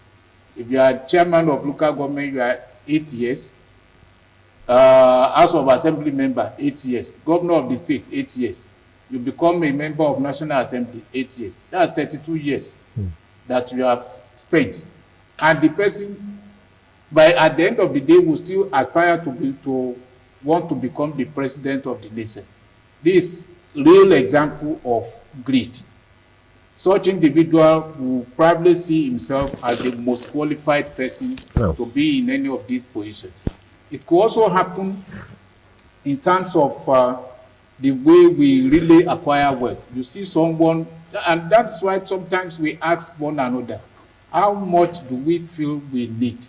After which we will not request for money again. No. If you request for 2 million, you say, God, give me 2 million naira. After 2 million naira, I will not request for anything again. The moment you acquire the 2 million naira, the aspiration will be to double it and go beyond that. So we will be in this race till we enter the grave. Alhamdulillah. Those that are able to curtail their own aspirations. We will be in this grave until we enter our graves, except those who are able to curtail their own aspirations. It's referring directly to Surah of the Quran, Surah Al-Takassur, where Allah says that Al-Hakumun Takasur Atta Zuritum Al-Qadr, that rivalry in worldly gains distract your attention until you visit your graves. Please take it up from there. And very, very importantly, as teachers, we have people who are referred to as pious men, as righteous men, pious bondsmen of Almighty Allah, who are referred to as ascetics, who have renounced the world. And the example of them was Muhammad himself, Isa alayhi salam, Jesus Christ, then some companions of Prophet salam, like Abu Bakr, Umar, so on and so forth. Now, these people, you'll be surprised that when worldly things come to them, they are not interested. So how are they able to attain that? They are not interested. Look at Abu Bakr when he was the Khalifa, and they were paying him meager allowance as the Khalifa, as the president. He ordered that his allowance be cut down by the amount saved by the wife. And Umar frowned at the suggestion that they wanted to increase his allowance when they saw that he was not eating good bread. How are they able to attain that? Yeah, the investment you make or sacrifice on a particular object is a fixation of the value that is placed on that object. So it naturally will be proportionate. If an individual, for example, tells you that my goal is the hereafter, the life after now, all the activities will be geared towards the fulfillment of that goal. And so you can tell where the individual truly belongs. Umar bin Khattab had visited the Prophet on a particular day and was troubled when the Prophet rose from the mat he was lying on, and the marks, the traces of the whatever were all over his body. And he said, the king of Persia, who is not worth a fraction of what you are in the sight of Allah, lives a life of opulence, is in clover. How come you live this necessitous life? And the Prophet Islam was more worried for Umar, and asked the simple question, are you in doubt as to the faith you profess? And so, for one who appreciates that the hereafter is the real honor, that the hereafter is the real goal, that individual does not bother itself. All that the world does for it is to play an ancillary role towards the realization of that ultimate goal, which is the hereafter. Yes, he would have to eat, he would have to drink, but you see, he does all of that in moderation, no desperation. It explains why There were days the Prophet Islam would go without food, and that would be a normal day for him. He was not bothered, because the fact of the matter is, whatever you have accumulated that you suffer the misfortune of not spending while you are alive will become a burden for you when those who come after you misuse them. If they misuse them, the burden goes to you. If they use it well, you have absolutely no benefit, because you are not the one who spent them. And so when you go on accumulating, it's just because you do not trust in Allah subhanahu wa ta'ala, you trust in fleet-footing things. So if I build houses all over, I occupy a position of authority. So when I become old, I will subsist on all of the houses I have built. Within a twinkle of an eye, Allah could cause the movement of the earth, and all of those things you believe in will come crumbling. So if the individual has that belief, and it is to address the issue of greed that in one of the strong tradition of the Prophet ﷺ, Allah had said what you refer to as Hadith Qudusi. Allah had said to the Prophet, he said, "O you children of Adam, I have not asked you with regard to the worship of tomorrow." Because you can't even tell whether you will see tomorrow. So I have not asked you with regards to the worship of tomorrow. Therefore, do not ask me for the substance of tomorrow. And he says, for as long as the heavens remain and earth, Allah's sustenance would never expire. Thank you very much. So it is for you to trust in Him. Thank you very much. Allah's sustenance will never expire. Allah is not only the creator, the originator, the creator, and the sustainer. He originates creation and is able to sustain everything that He created. So, I'm coming to you again. First Islam said in one tradition, beware of living in luxury and comfort. For the pious bondsmen of Almighty Allah do not live in luxury and comfort. In one tradition, we are told that until some of us are buried and the sound of the grave enters his mouth, he will continue to be greedy. Position of Islam on greed. Of course, just as we said earlier on, greed is something that is condemnable in Islam, that is not that cannot be tolerated. And as far as one is concerned as Muslims, we do not have any rights to say we want to express greed, because greed is an expression of bad traits in an individual. And the moment you have that in an individual, there is no way Almighty Allah will love such individual. There is no way fellow human beings will love such individual. And whatever we want to do, we cannot use, we should be able to use our attitude, our character, our dispositions to attract people into our religion. So therefore, greed is not an attribute of a good Muslim, and therefore it's not something that we can encourage in Islam. It's condemned and not tolerated by Almighty Allah.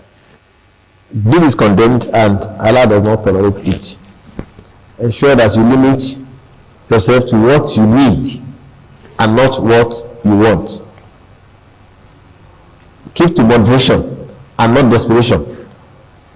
As we round off, last advice for viewers. Yeah. What we need are clear. Let us not convert our wants into needs. Thank you very much. Let us not convert our wants. So all those things you say you want, you don't really need them. Important thing is strive for the hereafter. Whatever you give in charity remains for life, and whatever you keep to yourself as a greedy person is of no use to you when you get to the hereafter. Let us avoid greed. Let us be generous, so that the world can be a better place for us to live in. Viewers, this is all we can do today. The time is not our friend. Thanks for coming. Al-Aji Professor Bunyamin Aide and Malam Eugene Asunoge. Viewers, I remain your uncle Al-Aji Alamin Alau. Let us avoid greed. let us avoid greed, because greed is very destructive, not only in this world, in the hereafter. Assalamu alaikum wa rahmatullahi wa barakatuh.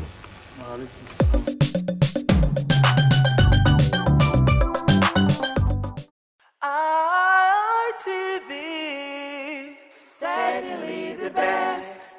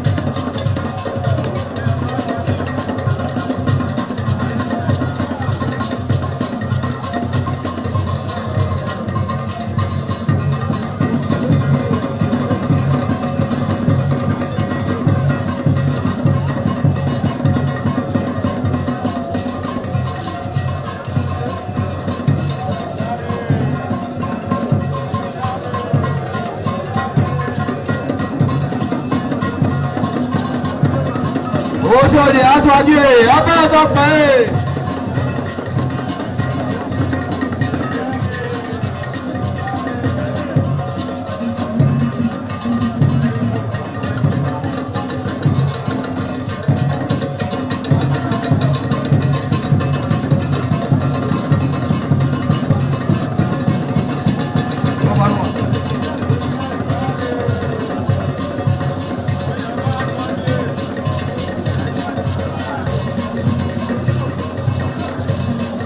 Àyàbá sọ́kì ẹ̀ abá sọ́pà ẹ̀.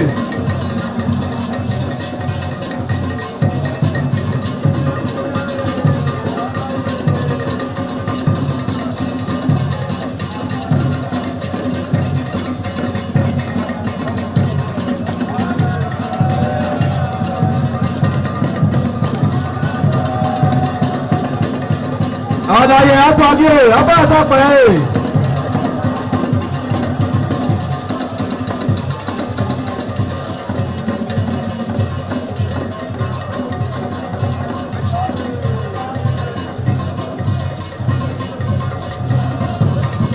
Ẹgbẹ̀dúwà.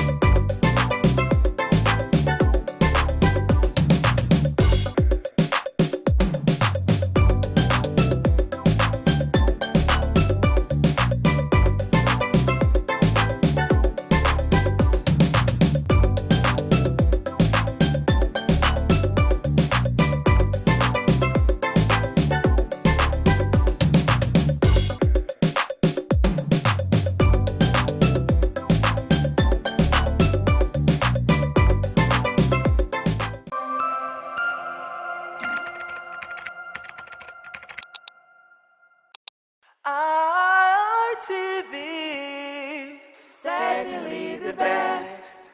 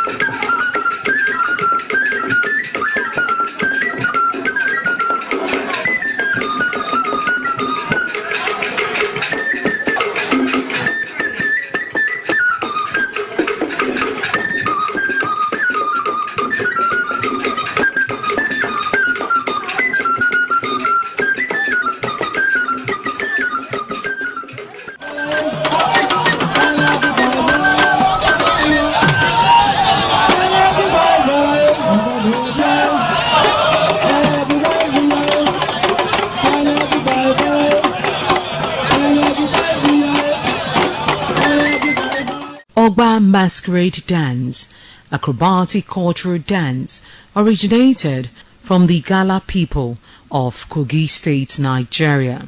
Historically, this masquerade dance is used during the rites of passage as the masquerade display its energetic dance, which is deeply tied to ancestral veneration and serves as a vibrant expression of religious cultural heritage.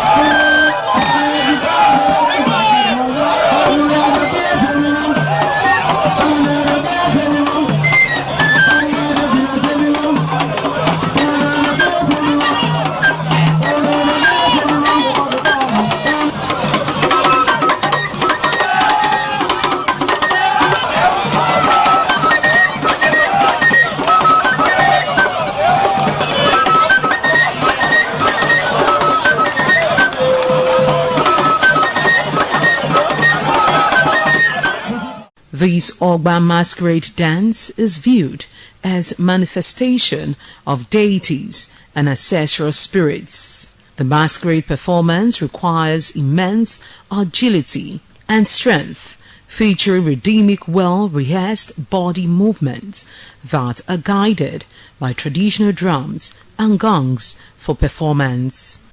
This Ogba masquerade dance has evolved into a popular cultural export, showcased of festivals, burials of noble individuals, and community events across various regions of Nigeria. The dancers typically wear brilliant, distinct attire to embody the spirit of the masquerade, while thrilling audience with their impressive footwork. For a closer look at the energetic footwork and traditional rhythms that makes up Ogba masquerade performance.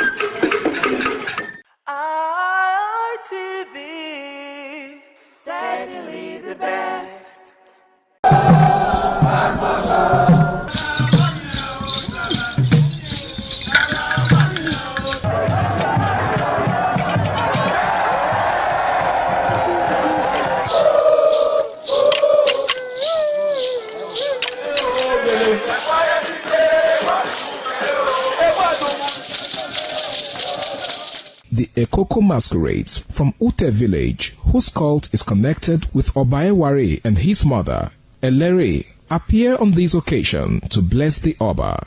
Ekoko is a ritual masquerade that dances to please the guests and the Oba.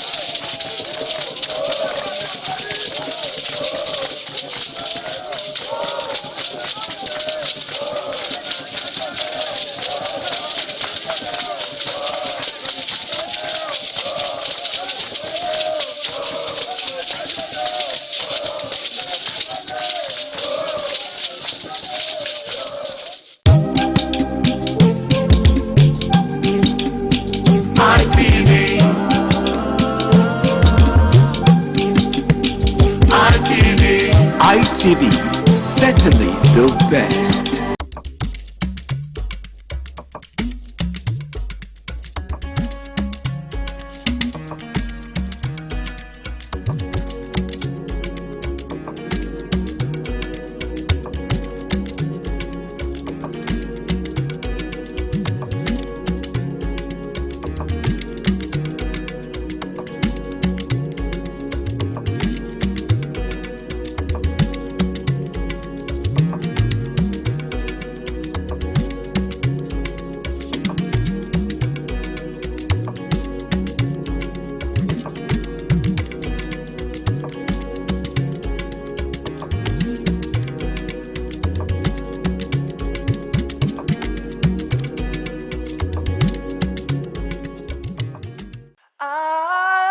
ITV, certainly the best.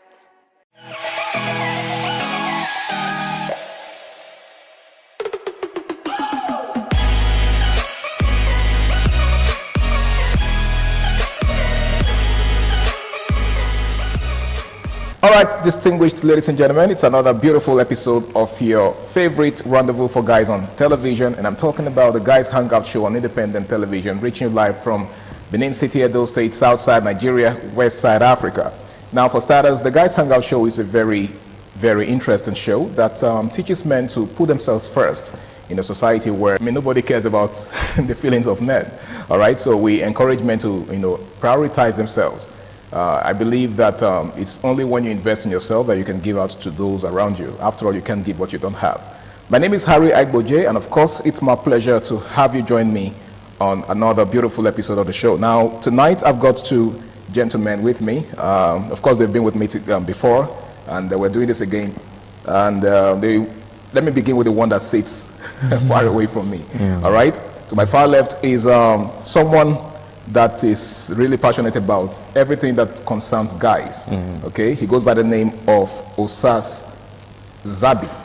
Yeah, yeah, thank you. It's great being here again today. And it's great to have you. Yeah, thanks. All right, and of course, seated next to Zabayo is someone else who is also very passionate about masculinity. He goes by the name of Benedict Ochagu. It's good to have you on the show, bro. Were you thinking about it? No, I was actually looking for a better way to introduce you. Oh, yeah.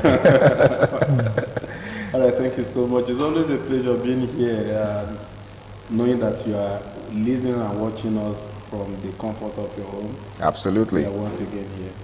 Okay, so gentlemen, we have something really serious to talk about. It's one of those very controversial subjects. And of course, you know that we live in a controversial era where certain things tend to offend certain people. Okay, so as guys, we come across some terms that we use, and some persons just get offended. And one of such terms is, jealousy and insecurity. All right. Now, there seems to be a thin line between both. How would you define jealousy, and how would you define insecurity? Some persons believe that both of them are the same thing. Now, what's your take? How do you see both words? Do you think, they are the same, or do you think one is good and the other one is bad? So let me just hear your thoughts on it. Let me begin with you, Zabi. Yeah, okay. Like you said, actually, there's really a thin line between both of them. For someone being jealous and someone being insecure. Yeah. But they come from two different emotional standpoints. So I believe for jealousy is actually the very evil one. Everybody talks about even is a sin, but the Bible has never talked about insecurity. The Bible has not told us that insecurity is a sin. But for jealousy, the Bible stands against that. Even the Quran. Is jealousy a sin? Yeah, of course, it's a sin. It's a sin. Now, how is jealousy a sin? Now, I see you progressing. I see something in you that I want, and because of that, I start hating. Okay. I start getting angry. I start having what ladies call mood swing. Okay. Because I'm seeing something in you that I need but I can't have. So that is the standpoint of jealousy. Okay. Now, insecurity, basically, for me, I think or I believe that insecurity comes from me not having something, but you feeling I have something to offer, and then I now have to try to prove to you that I have something to offer, knowing deep down within myself that I'm totally empty. So at that moment, I become very insecure. So, insecurity as an emotion is something that can actually be worked on, and no, there are no casualties in the game. Okay. But for jealousy, then you might record casualties. Oh, really? You might record casualties. Oh. But for insecurities, you might not record casualties. It's just that maybe you can learn on yourself, maybe balance up where you're lacking and all that. But for jealousy, there most likely will be casualties. When I make casualty, someone might definitely get hurt, or you might want to go into any means to make sure that. I think we're having a discussion backstage about a particular firm where most persons are fighting themselves and all that. Okay. This stems from jealousy, not insecurity. Not insecurity. You understand? So jealousy is the bad one, not insecurity. Exactly. All right, that's how I want to put it. Okay. let me put that disclaimer. That's a fair way to put it. But let me hear what Benedict has to say. He just said that insecurity is not necessarily a bad thing, but jealousy is actually the destructive one. What's your take on that? I don't agree. Okay. The reason is, for me, first let me say that I think you have broadened the context of this discourse. Okay. I thought I don't know whether I'm the one that misread it. Okay. It was supposed to be about in the context of love, relationship, and all that. Yeah, of course, you could also do what you narrate to which is romance, which is a nice thing to do. But again, like Zabi tried to talk about the fact that jealousy is the bad thing. No, for me, jealousy is not bad. What Zabi was explaining in his analysis is envy. Jealousy is not a bad thing. Even God is a jealous God. Yeah, I was going to make reference to how the Holy Book says that God, the Creator himself is jealous. Yeah, jealousy is not a bad thing, but again, in context, in grammatical context, some people seem to use interwove envy and jealousy. I think it's the same thing that people do to the word pride. When you say someone is proud, you could be proud in a good way. Like I'm proud of who I am. I'm proud of my accomplishments. But proud could also mean arrogance. Right? So I guess that's the same thing that applies to. So in context, for me, jealousy, if it is for romance, jealousy is not totally a bad thing. Okay. Because when you love, there will be elements of jealousy triggered in you. No matter how much you try to say, me, I don't care. If another man wants to have her, the man should have her. There must be something triggered in you. That is an offshoot of love. Okay, so that's healthy. That's healthy. But when it is taken beyond the boundary of relevance into insecurity, like he was trying to say, tends to be something, to be a function of an inner defect, and so we cannot excuse it. And what inner defect are we talking about? Could it be inner defect of emptiness, like he talked about emptiness and low self-esteem? And so, and when it comes to men, when it comes to low self-esteem for men and emptiness, we must stay and address it, because we cannot allow men to be empty. Yeah. We cannot allow men to be bereaved of ideas. And so because of the position, the sacrosanct nature or the sacrosanct position that men occupy, because of how important the position of men in society are, I will always advocate that men deal with the problem of insecurity. Because what brings witchcraft sometimes is insecurity. It may seem to be an innocent word, but if it is unbridled, it can lead to a whole lot of other things. Like Zabi was trying to say that it can be managed, which is the correct way. Every man has an element of insecurity in him. You can't pretend about that. But if you have also the ability to manage it and put it under control, means that you have something beyond the insecurity itself. It means there's an element in you that is more powerful than insecurity. But if you are stuck with insecurity alone, that's a big problem. Okay. Right? So that is what we are trying to say, that love comes with a portion of jealousy. But insecurity with men, especially when it comes to do with a general workplace, can lead to so many things. For me, I want to say that Instead of being insecure, work on yourself. Grow. When you grow, you will now find out that the next person is not your problem. That your problem was actually lack of growth. Okay. If Zabi is trying to do certain things, the reason why I will be feeling insecure when Zabi comes around to do his thing is that there is no value currency that I can also bring that will make me relevant around Zabi. So you feel threatened by his presence? I feel threatened by what he's doing. But if I have value currency, and then he's shining his shine, and I'm shining my own shine, then that self-esteem narrative will be, gradually it will erode away, and will become better, will become partners and not just competitors. Yeah. All right. So can I quickly let me strike on a part, because I believe that's where most of us want to really miss it. Okay. We believe that anything that has God in it is good. When the Bible says God is a jealous God, that doesn't make jealousy good. Because what happens to the people, if you now read it completely, what happens to the people that defect? The Bible tells you what happened to them, right? So that shows you that jealousy is bad. Because God now being a jealous God means that if you now give what is due him to somebody else, there's a repercussion. Okay. Which something happens. So the problem is with the repercussion. There is always a repercussion. Okay. There is always something. Right. So that's what I'm talking about. There's always casualties. Okay. So just God being a jealous God, there's always casualties. Okay. Well, Christians are not casualties. All right. I think I quite agree. You're not getting and sometimes just in language, lexical content. Yeah. Sometimes the Bible was interpreted from the Hebrew and Greek. Okay. Sometimes the right word may not even be jealousy. You see. You understand? But okay, we are not here for Bible study. All right. In case you're just joining us, it is the Guys Hangout Show on independent television, and the topic for tonight is jealousy versus insecurity. Now, you just said, Zabi, that wherever there's jealousy, there is likely going to be casualties, right? Yeah. Okay. Now, I would like to ask you this. What would you rather have? A woman who's not jealous, a woman who doesn't quite care what you do with other women, or one who raises an eyebrow the moment she suspects that you're entertaining the advances of another woman? Okay. So, so I think that's bringing to the context of relationship right now. So, but for relationship, I would always want to look at marriage, not dating. Okay. Because dating, anything can happen, anything goes.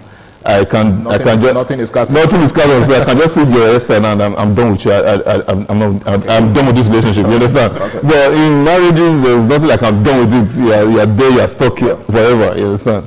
So when it now comes to jealousy, then and insecurity in marriages, I believe that this majorly comes with the percentages are more from the feminine side than the male side.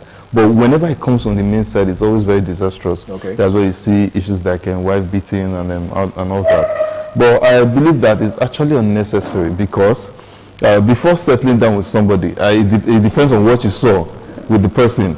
Now, if you saw, if for example, when you were dating, what attracted you to the person is what will attract everybody.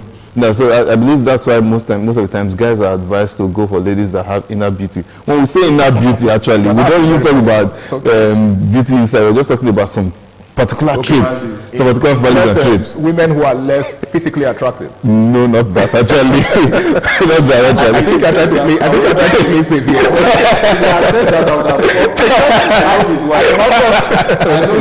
All right, go on. Okay, so what I'm trying to make is. I think they go for ladies that they have the value that everybody can see. Okay. And then another person sees the value and tries to admire it, and then you become insecure or you become jealous. So I'm trying to use both of them together now. So I believe that this is, like I said, insecurity is something you can work on. But jealousy is not something, they're bound to be casualties. Now, if you are being insecure, it's normal.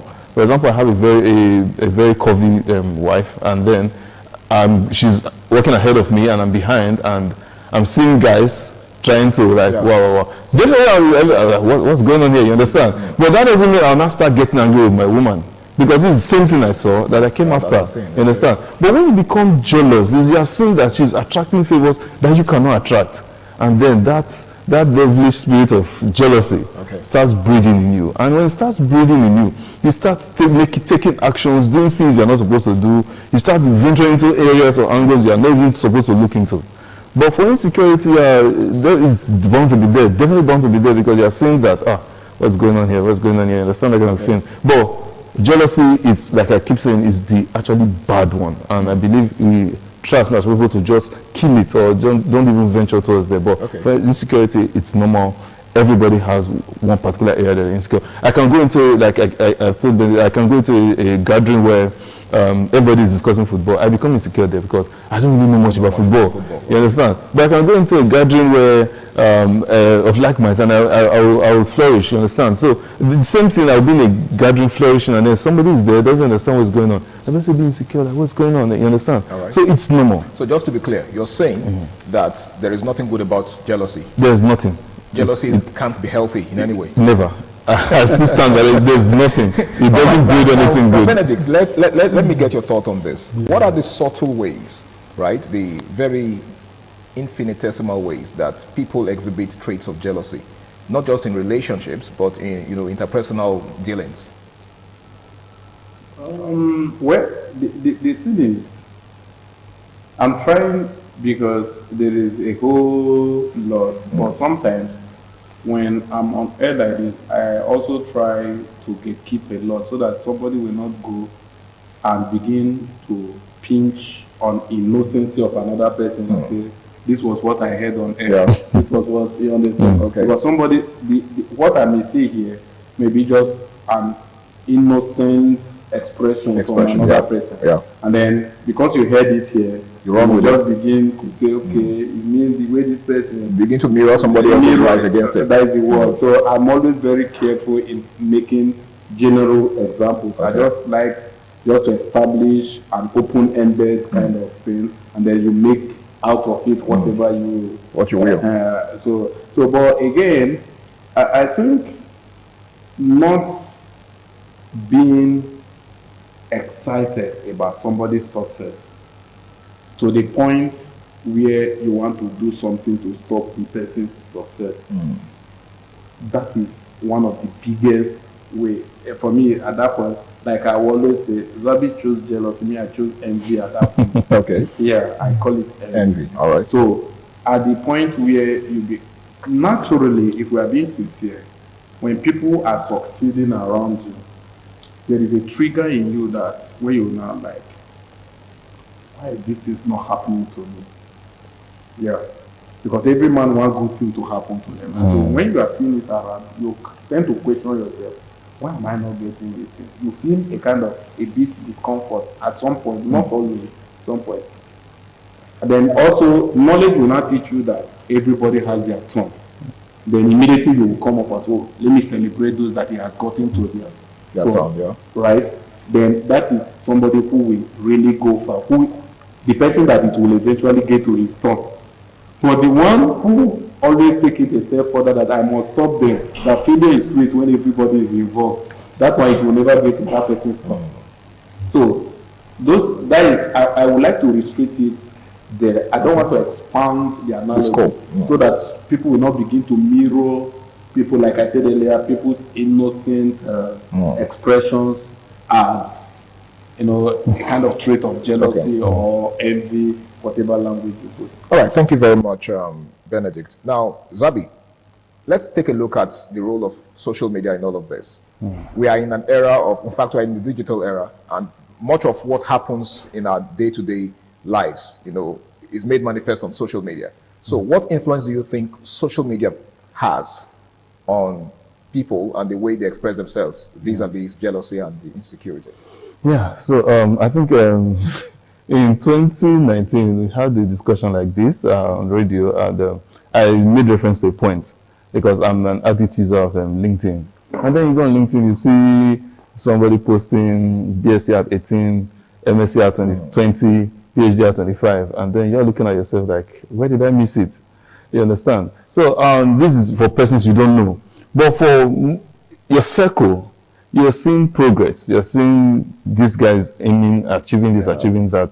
It's smashing goals. Smashing goals. So I think I'm going to use myself as an experience and then as an example, and then I just break it down with the experience. Now, instead of going into jealousy, like, I'm supposed to be having this, I'm supposed to be getting this, I think what I personally do, I study the process on of how they get there. How they go there. Okay. So back then when I was working with a firm, I met top thinkers and big thinkers, and I started seeing how they're making progress. And would I say it's jealousy? No, definitely not jealousy, because I started going through the background to see how they made it and how they got it. Started doing my research, started going through their processes, the certifications they've done, the trainings they've gone through and all that. And I started taking myself through those trainings and the certifications. So I think that's what draws the thin line between jealousy and then realization, like, I want to be like this person now.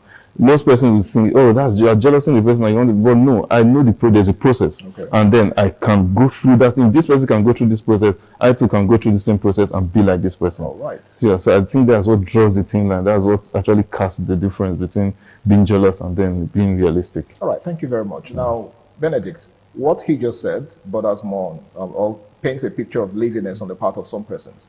Okay, he took his time to study the people in question and figure out how they achieved their goals and all of that.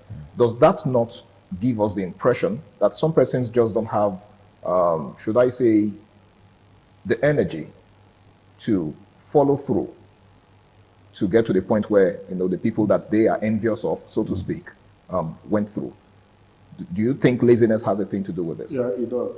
One thing is the laziness, the mental laziness, the laziness of the mind, the function in the thought processing mindset. For example, like he was trying to say that he saw some persons doing great thinkers and then I find out, okay, what's the process? As a guy, one of the ways you know that there's problem, that you might not go far if you don't deal with it, is when you embrace people's glory without trying to find their story. Their story, okay. Yeah, you must find out people's stories, and their story may not be basically exactly like yours, but you must also find a pathway of that story to create your own story and know that it's not going to be an easy thing in the process. So you have to find out, like he said, he need to also go and try getting certificate. It may not necessarily be that he got exact certification as some of them got. But again, when they eventually met at the table, it means that he has gone through his own process and this one, and is now qualified to have conversation with them. So he became relevant in the scheme of things. In the scheme of things, not necessarily because he got exact qualification, but also because he has also learned the principle of paying price to also get some of those things. So I feel if you look at it and say, what makes this person outstanding? Then you also need to find out your own strength. One of the things that breeds jealousy is that people want to be envious of people who are not even going their direction. Yeah. For example, if you are saying, like my pastor would say, if you are saying I am envious of you, find out whether what interests you is what interests me.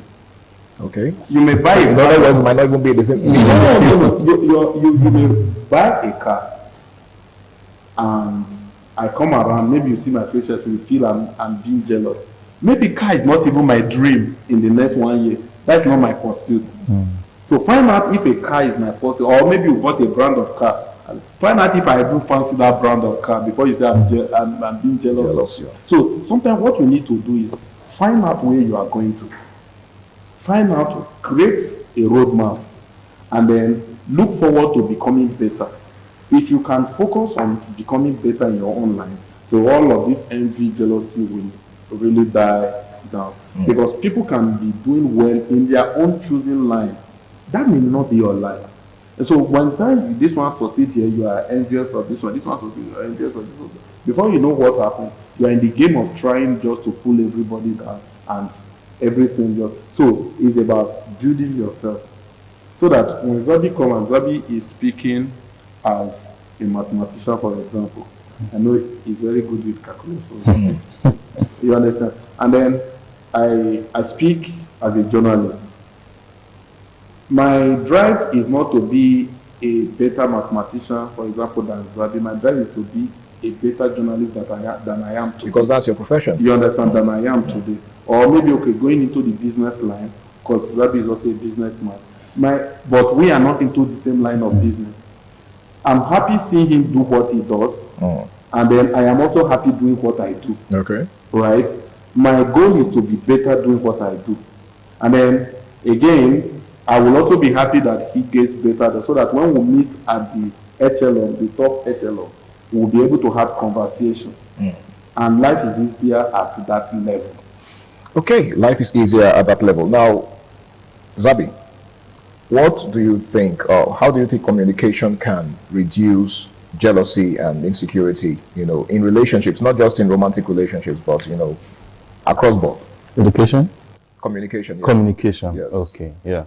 So I think I'm a very big advocate for communication, not just communication, effective communication. You can actually be communicating and then it's not being effective.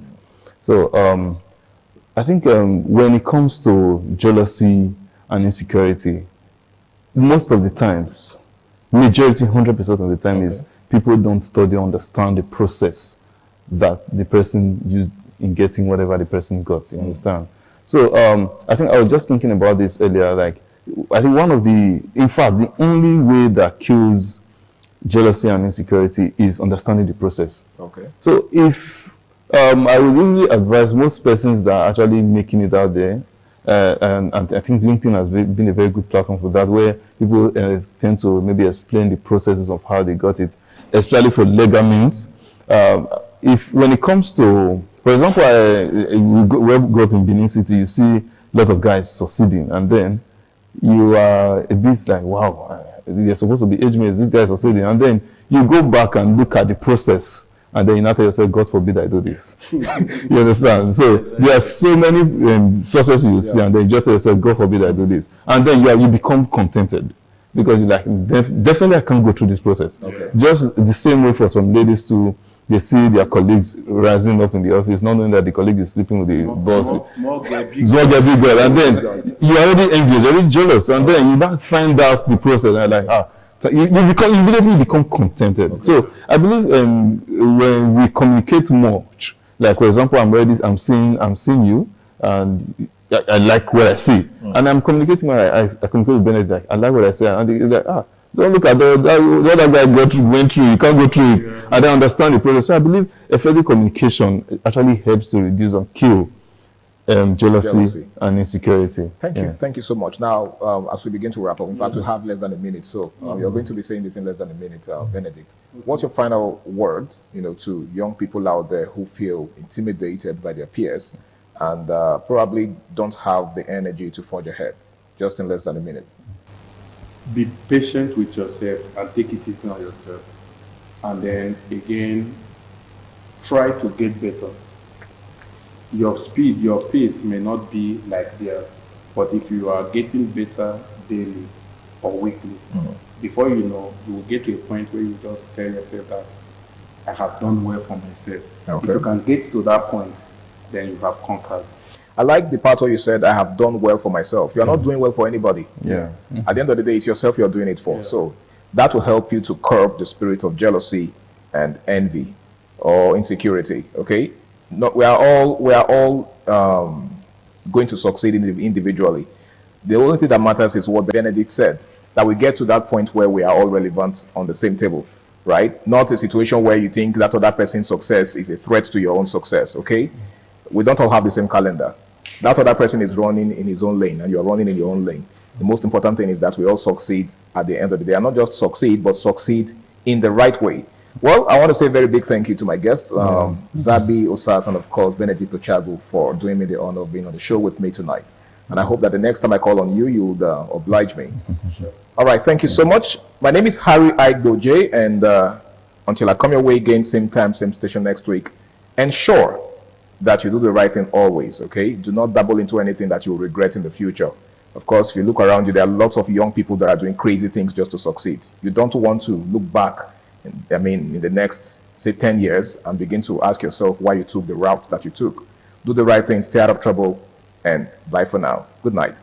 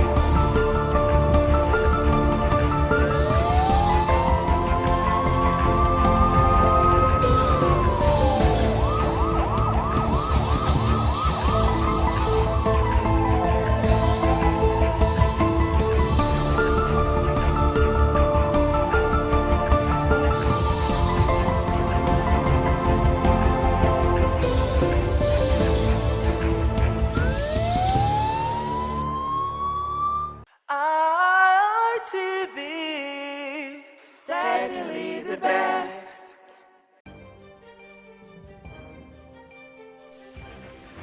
This is ITV.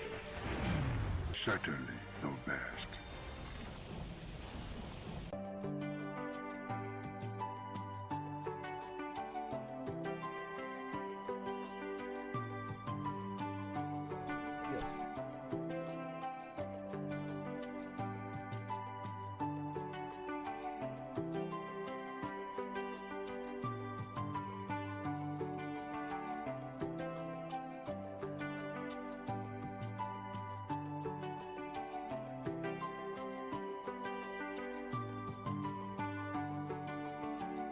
Good afternoon, viewers. Welcome to another exciting segment of Flipside. I am your host for today, Christabel Ogbege from Brano High School. Today on the show, we are going to be looking at an interesting topic, teenagers and youthful exuberance. With me on the show, I'm not alone. With me I have Charles Brown from Igbinedian Education Center. Samson Dominion from Divine Pattern High School. Thank you for having me. Thank you very much. Also, we have our guest who joined us for today's show, Mr. Harry Agboje. Thank you very much, sir, for joining us. Thank you very much, Christabel. Thank you guys for having me. It's Thank actually you, sir. a pleasure to be here. Thank you, sir. So my first question, sir. What is youthful exuberance and how does it manifest among teenagers? Okay, youthful exuberance basically means the kind of energy that young people exhibit, you know, based on their youthful age. Okay, as young people, for instance, there are certain things that you can do that an elderly person cannot do. Okay, it marks you differently, it makes you different from an elderly person. Okay, but there's a certain age you will get to, and you might not be able to do some of those things that you can do now. All right, so youthful exuberance, simply put, is some of those things that you do that actually reflect the fact that you are a young person. For instance, at this age, I'm sure there is a certain length that you can run to. You can cover a certain distance because you're young, right? And that's because you have natural youthful energy. But it will get to a point where you may not be able to cover such distances anymore. For example, I'm sure if they asked you and I to, you know, run to a certain mark, you'll get there way before me. And that's because you're much younger than I am. All right, but I'm sure if you also get to my age, you may not be able to cover that kind of distance. So this natural energy that you exhibit, you know, as a young person is called youthful exuberance. Now, as a youth, there are so many things that you do. There are so many things that, you know, you are inclined to do. Some of these things are good and others are bad. All right. Now, the way you put your energy to use as a young person is what to determine whether what you're doing is good or not, whether it's good youthful exuberance or bad one.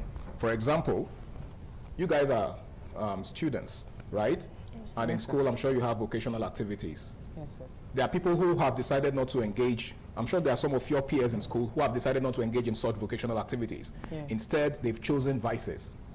They've chosen to, you know, engage in, let's say, substance abuse, alcoholism, cultism, and all whatnot. But that isn't what some of you are doing. In fact, you guys are here right now.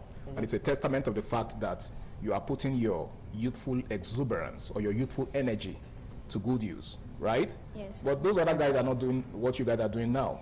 Some of them would rather be somewhere, you know, either partying with friends or, you know, doing whatever it is that they've chosen to do. Okay, so youthful exuberance, in a nutshell, is your energy, your youthful energy, and what you choose to do with it. What was your second question again? Thank you very much, sir. Welcome. So moving on to the next question. Is youthful exuberance a strength or weakness or both? That's a very good question. If you examine the answer that I gave to the first question, you'll see that I said that there is a positive way to channel your energy and there's a negative way, right? Yes. So the way you choose to channel it, what you choose to do with your energy is what will determine whether it's a gift or a curse, whether it's an advantage or a disadvantage, okay? Yes, if you decide to put your energy, your youthful energy, into positive ventures, you know, things that are rewarding not just to you, but people around you, let's say your family. For example, I'm sure your family is proud that you're here. Your dad and mom, you know, your siblings, maybe your older siblings, must be proud seeing you on screen right now, right? Yes, sir. Now this is positive energy. You are putting your youthful energy to good use. So in that sense, it's a blessing, okay? But if you now decide to channel your energy, this energy that you have right now, to do a whole lot of amazing things. For example, I think I was having a conversation with you guys yesterday, right? Yeah. That there are young people who, you know, are very creative.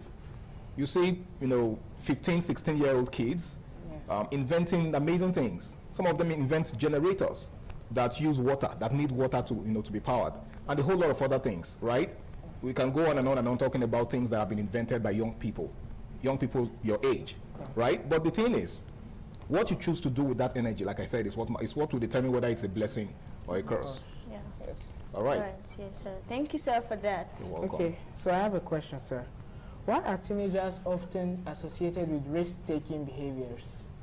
Why are teenagers often associated with risk-taking behaviors? Well, that's because teenagers are naturally adventurous, okay? And it still boils down to the youthful energy we're talking about, all right? As a young person, you want to explore. You want to do things that, you know, like I said earlier, elderly people wouldn't do because they've gone past that age. Yes, sir. Okay? I know of a young person that likes to engage in cycling. Do you understand? Yeah. He likes to cycle. He likes to, you know, engage in not just cycling, but risky cycling. Have you seen people who like to do stunts with motorcycles? Yeah. Very young, a young guy, 16, 17. It's not even up to the age of accountability yet, but he loves to do these things. Yes. Now that's adventure. There are young people who also like to travel. They just like to travel to, you know, places of fun, you know, just for sightseeing or just for, like I said, fun. Okay? Now that is what they choose to do with their energy. Yes, sir. Now, some of these things that they do can be risky. Another risky adventure or risky activity that young people indulge in is, you know, substance abuse. Some of them take drugs. These drugs do a lot of damage to them. Some of them know the extent of damage that these drugs are capable of doing to them. Others are just totally ignorant of it. Yes. So they indulge in it. And if you ask them why they do it, they'll tell you they just want to get high. They just want to, you know, feel good, right? Sure. Yes, sir. But the question is, do they actually, you know, do they really feel good? They might feel good, you know, momentarily, but eventually it wears out, and they are back to face reality. Do you understand? So, drugs, or should I say substance abuse, is one of the things that, you know, young people indulge in, some of the risky behaviors that young people indulge in. And the reason they do that is because, like I said, they are naturally adventurous. They just want to try new things. They want to explore. They want to, you know, try their hands on things that have never been done before. Some of them it's because they've seen someone do it. Do you understand? So that's basically why young people indulge in risky activities. Yes, sir. Thank you, sir, for that. Welcome. Moving on to the next question. Can youthful exuberance be effectively channeled into positive ventures? Yes. From the explanation I've given so far, you can tell that it's a matter of choice. Okay? While you guys are here, for instance, there are people who are elsewhere doing crazy things. So what you're doing here is a testament of the fact that it can be channeled into positive ventures. This is a positive venture. I'm sure there are lots of kids out there watching you right now, and they wish they were here. They wish they were doing what you're doing now. Some of them aspire to be here next year, next Children's Day. Do you understand? So this is a positive venture, right? But not everybody likes stuff like this, and a lot of times it's not their making. Some of them, they are just victims of circumstance or victims of society. Do you understand? But that does not excuse bad behavior. Okay, so it's true that, you know, youthful exuberance can be channeled into positive venture. All right, but I think it's a choice. Yes. It's a choice at the end of the day. Nobody forces or cajoles you to do anything. Yes, you guys chose to be here. That's why you're here. Yes, if you are chosen to be elsewhere, I don't even think your parents would have, you know, been able to influence you. Because there are children who don't listen to their parents. Yes. Do you understand? So the fact that you guys are here, you know, is a reflection of choice. It shows that you have made up your mind to be here, and that's basically why you're here. Yes, sir. Okay, sir. Thank you for that. So, how do you think peer pressure influences youthful exuberance? Peer pressure, okay. Just like I made mention of a moment ago, there are certain things you do not because you want to do them, but because you've seen others do them, or you're seeing others do them. Okay? Peer pressure can be positive, but it's just that more often than not it's negative, because people are more influenced negatively than positively. Okay? A lot of young people that are into substance abuse today did not decide or choose to become substance abusers. They started doing it because someone influenced them. Do you understand? Yes, sir. They started doing it because they saw someone do it. Now, influence could either be direct or indirect. Yes. Okay? Yes, sir. Indirect in the sense, let me begin with the indirect. Indirect is you're watching someone living their life or doing whatever it is they're doing, and you're pressured to do it. You just want to be like that person. Someone is into substance abuse and you want to try it out too. You are telling yourself, this thing, what does it taste like, or what does it feel like, and then you decide to give it a shot. Now that is indirect peer pressure. Do you understand? Yes. And then there is the direct one, where you have your peers mounting serious pressure on you, like telling you or cajoling you. Yes, sir. Do you understand? To do what they do. This happens a lot in boarding houses, or boarding schools rather, where you have a roommate, for instance, who is into alcoholism, takes alcohol. You have never tasted alcohol all your life, but you see him take alcohol, right? Yes, sir. He tells you to try it. Yes. Sometimes it starts in a subtle way. He just says, give it a shot. I'm sure you would like it. And you say, and you be like, are you sure? He says, of course I'm sure. And then he gives it to you and you taste it. Yes, sir. You may not like it at first, or you may not really like the experience. And then much later you decide to give it another shot. Now that is direct influence. Yes. Do you understand? So peer pressure actually has a whole lot to do with this. There are so many things young people are doing today that they were influenced to do. Do you understand? Yes, they just saw themselves doing it because they saw someone else doing it. So, invariably, it affected them. Yes, sir. Thank you so much for that. So, viewers, if you're still watching, we're still on the show Flip Side. We'll be going on a short break now. Do stay tuned.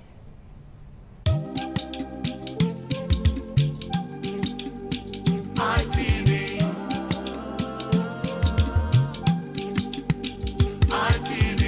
ITV, certainly the best.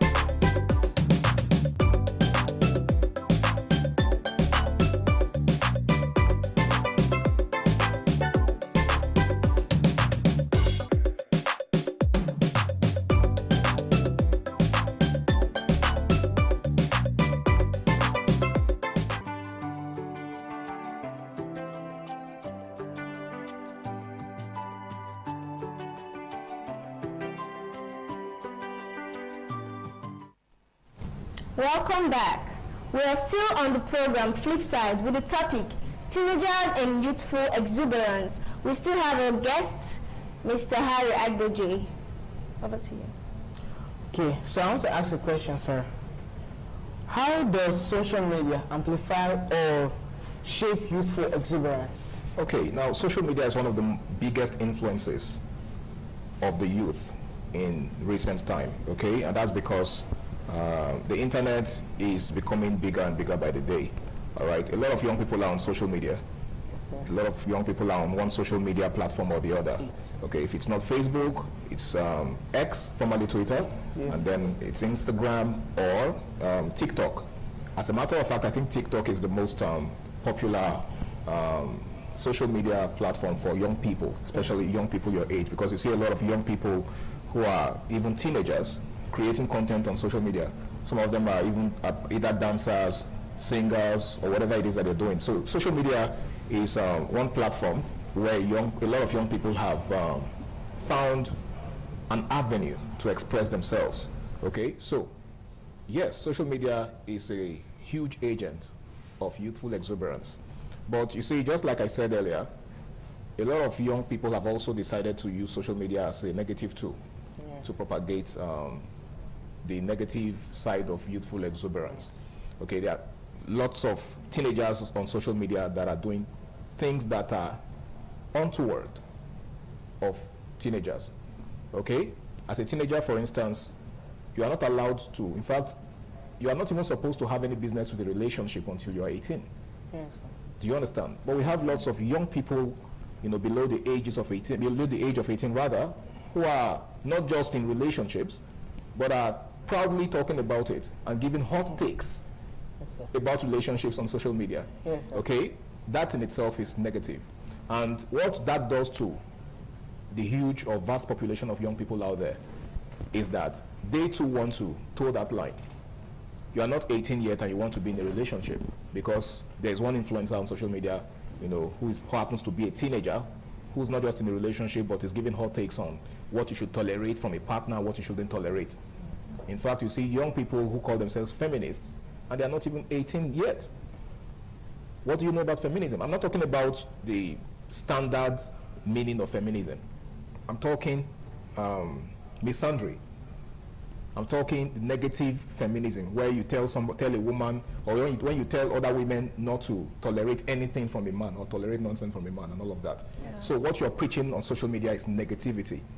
What that does to a lot of young people out there is that they too want to toe that line. They too want to go into relationships. They too want to give hot takes and all of that. And then there's also there are other vices too. For example, there's a popular influencer on social media who is barely in his early 20s, right? Pella.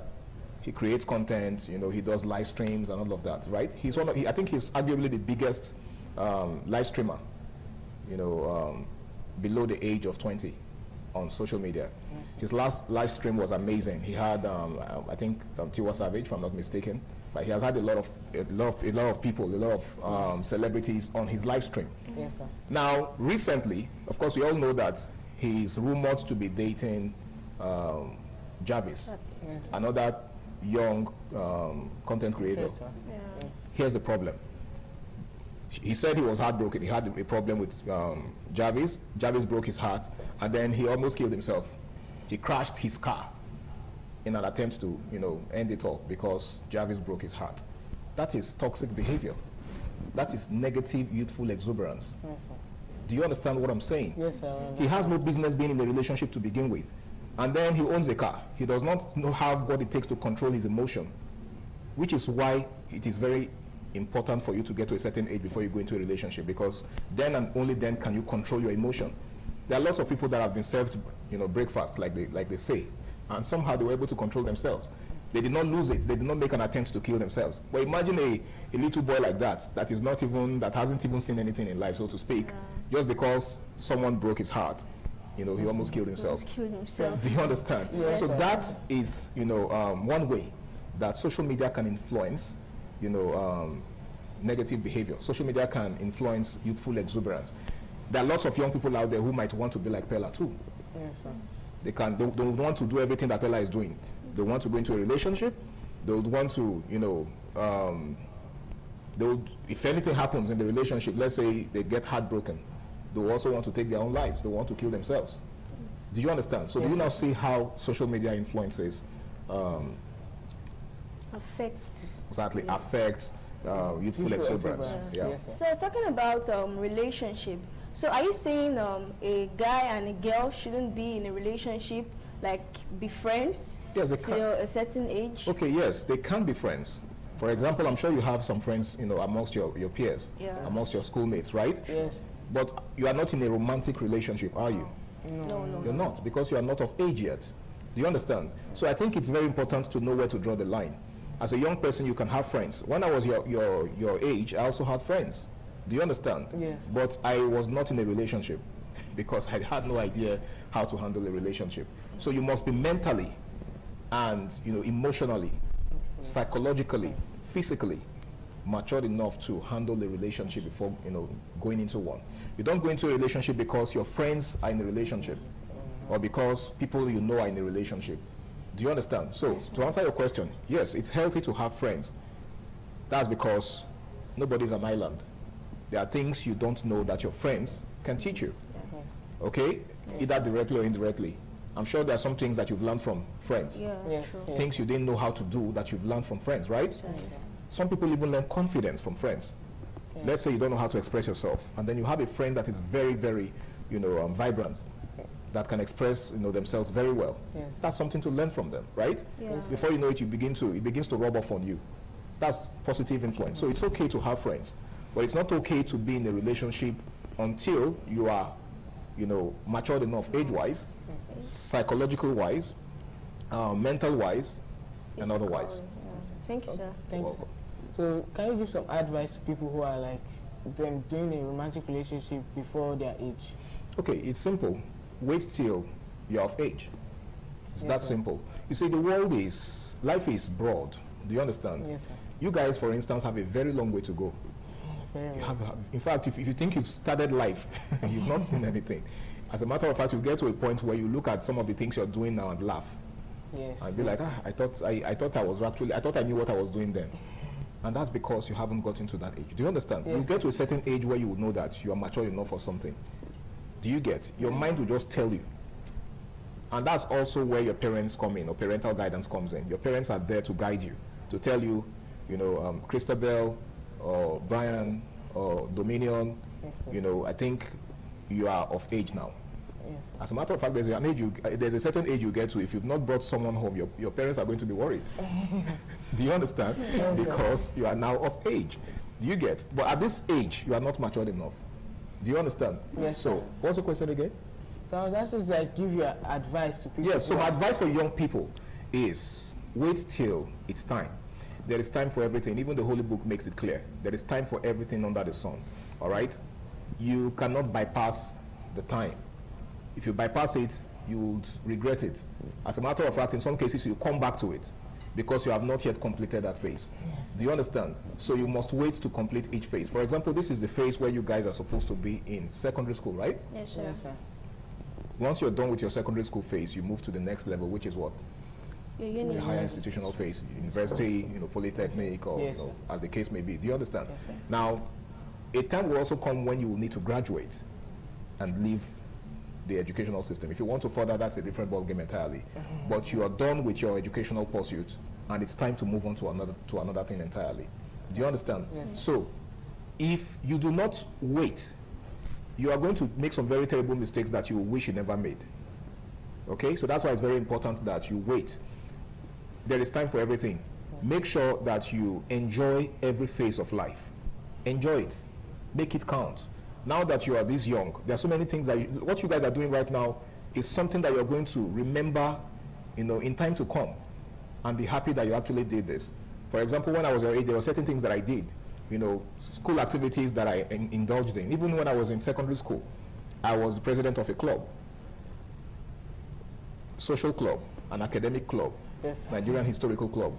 Okay, because history was one of the study courses that we did do you understand? One of the subjects that we did in secondary school. So today I look at those moments, I look at those times, and I just smile. I'm happy that I had a chance to indulge in these things. Do you understand? Now imagine that I was a cultist when I was in school.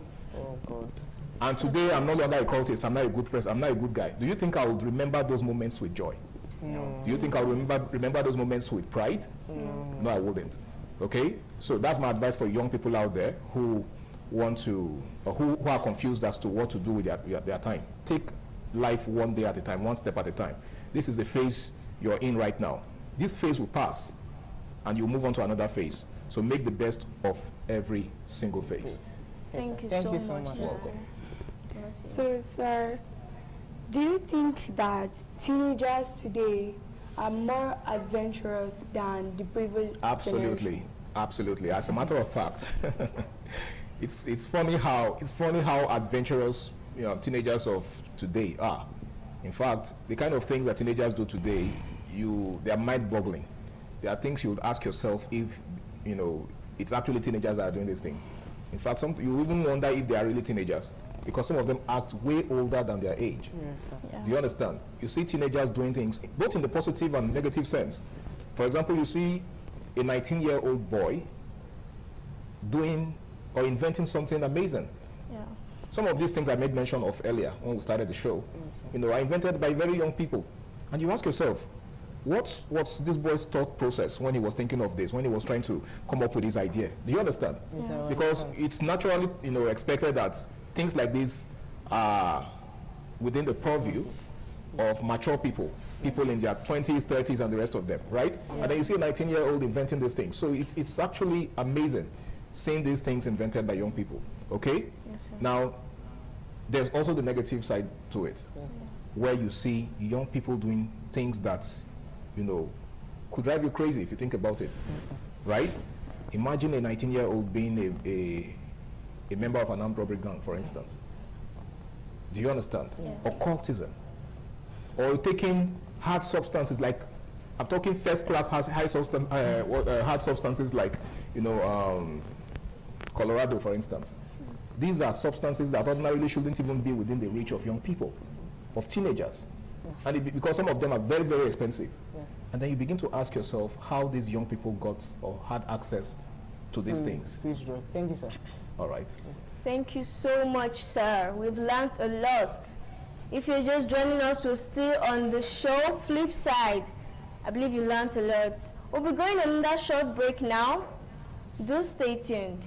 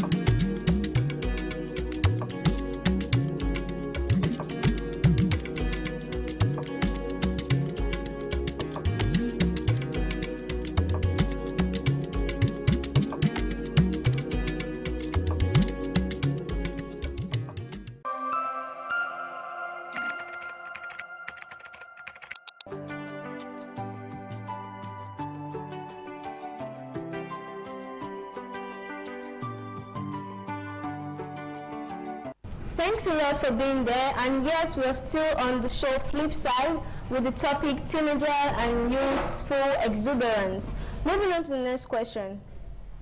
Sir, does youthful exuberance contribute to innovation and creativity? Absolutely. I mean, just like I said before we went on the break, a lot of young people have invented some mind-blowing devices, technological devices and the rest of them, okay? And some of these devices have contributed a lot to making life easy for us, okay?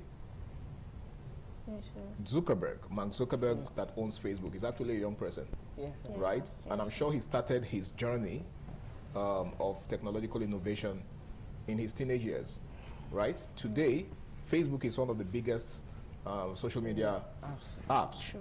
Is that not true? Yes, sir. So that tells you what young people can do if they actually channel their energy, their youthful energy, in the right direction. So young people have the capacity to impact society in amazing ways.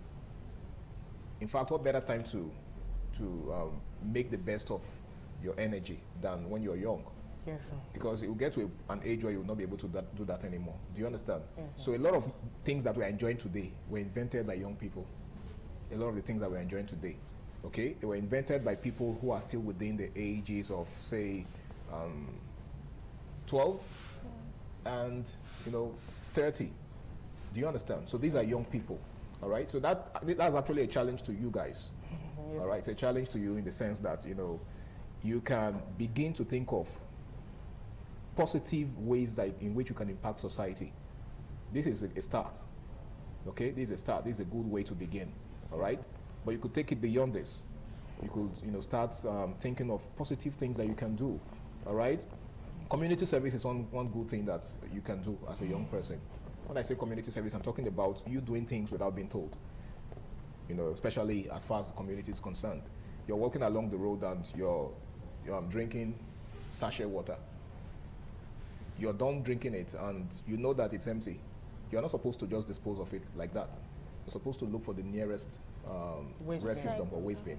Do you understand? To dispose of it, because if you dump it just anywhere, you're going to be littering the streets with it, and that will not be a nice thing to do. Do you understand? Yes. So these are little things that you can do, you know, just to impact society positively. Thank you, sir. So I'm asking the next question. All right.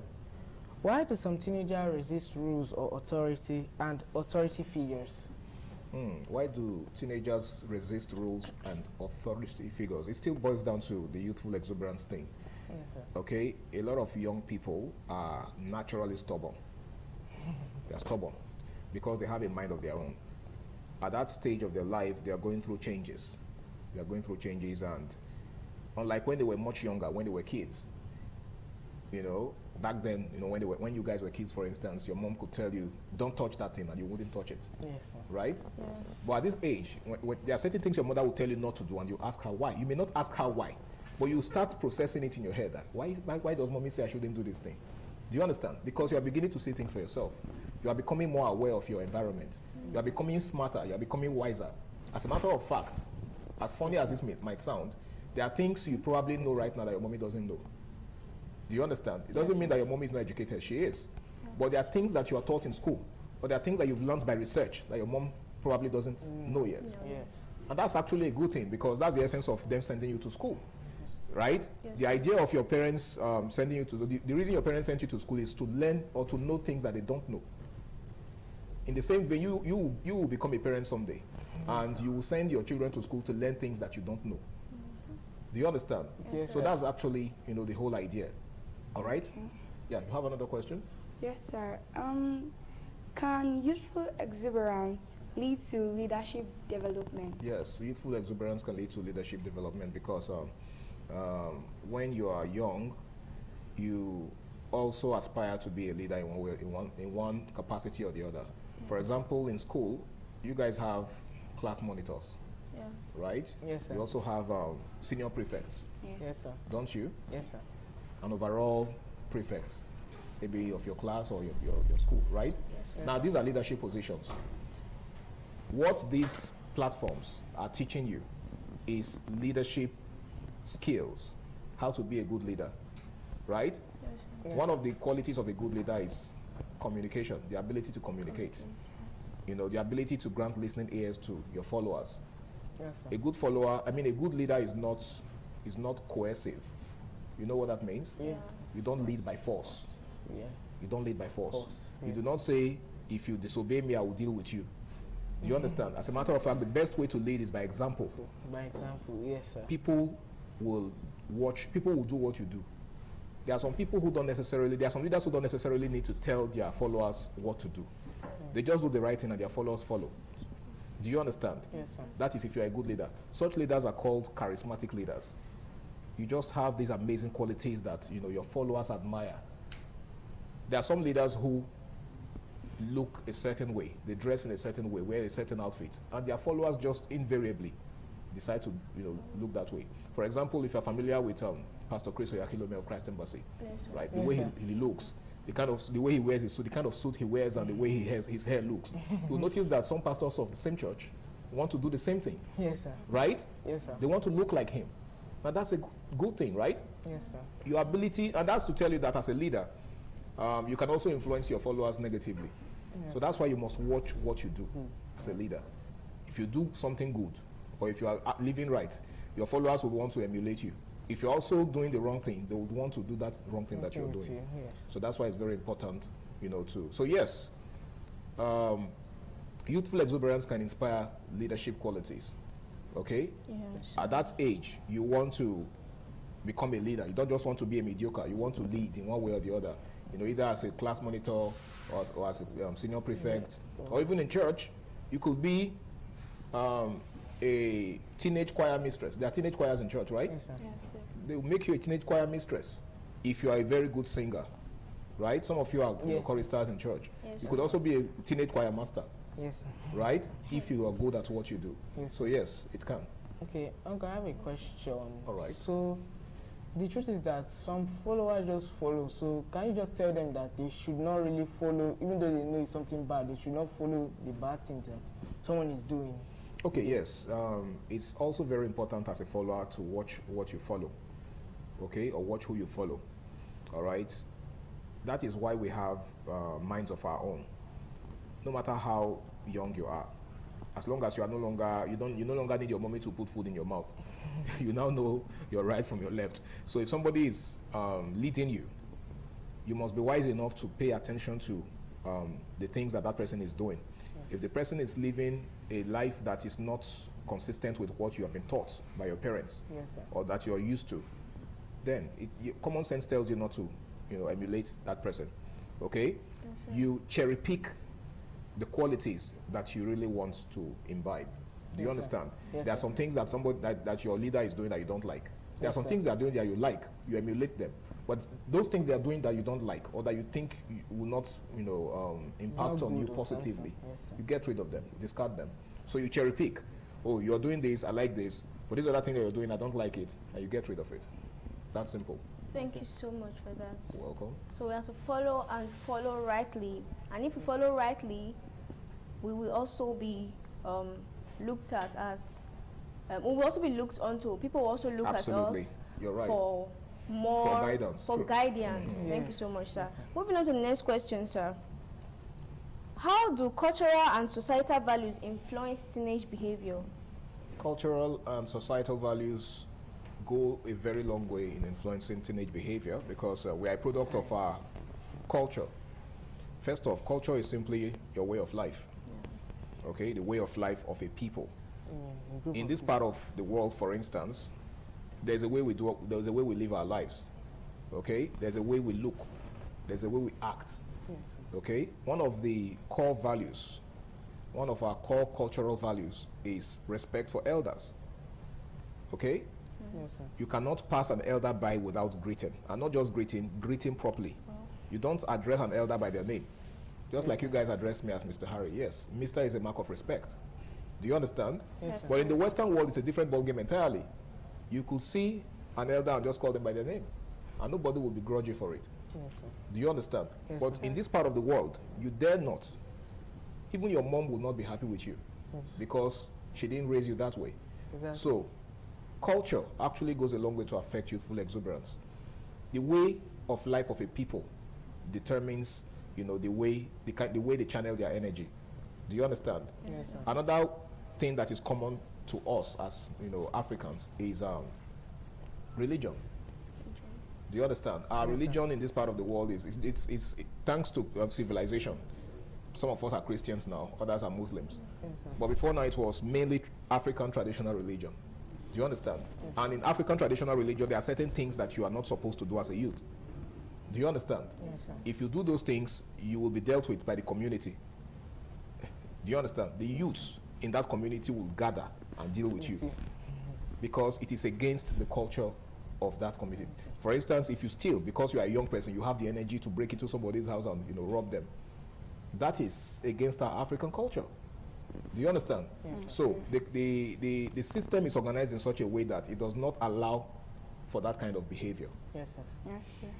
Thank you, sir. Thank you so much, Thank you, sir. sir. Over to you. So, sir, do you think that the most common mistake teenagers make due to youthful experience, what do you think are the most common mistakes? Yes. Teenagers make. Okay, like I said earlier, substance abuse is one, alcoholism is another one, and then joining bad gangs. Okay, wrong companies, association with the wrong people. Okay, these are common mistakes they make. And then one very common mistake is thinking that that phase has come to stay. Do you understand? Yes. Thinking that you are going to be a teenager forever. Yes. That's one thing that I love. You guys are smart, and you know that you to get to a point where you'll no longer be teenagers, right? Yes, sir. But a lot of young people think that, oh, I'm always going to be this young. If they don't think that way, they would not be disrespecting their elders. Yes, sir. Some young people even, I saw a video on Facebook, was it not yesterday, of a school where the students were beating up their teachers, like literally beating up their teachers in public, glare. Yes, sir. Why would they do that? Because something probably tells them that they are going to be, young forever. If you know very well that you also become an elder one day, and a child will beat you up, Do you understand? Yes, sir. After all, they say what goes around Comes around. Do you understand? Yes, so sir. if you have that in mind, if you do not think that you are going to be young forever, you will not beat up an elder. Because you will know that you too will become an elder someday, and somebody else will also beat you up. So just as the common proverb says, do to others what you want others to do. The golden rule. Yeah, absolutely. So don't forget, we are still on the show. Flip side, the topic remains teenager and youthful exuberance. We will be going on another short break. Don't touch that dial.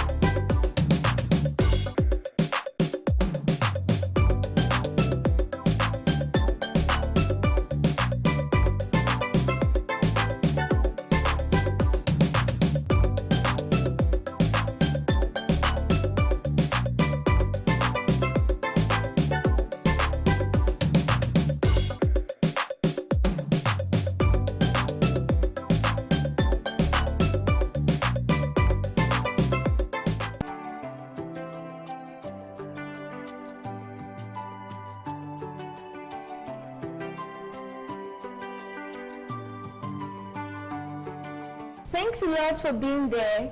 We believe you've learned a lot so far. We're moving on to the next question. Okay, so I'm asking the next question. All right.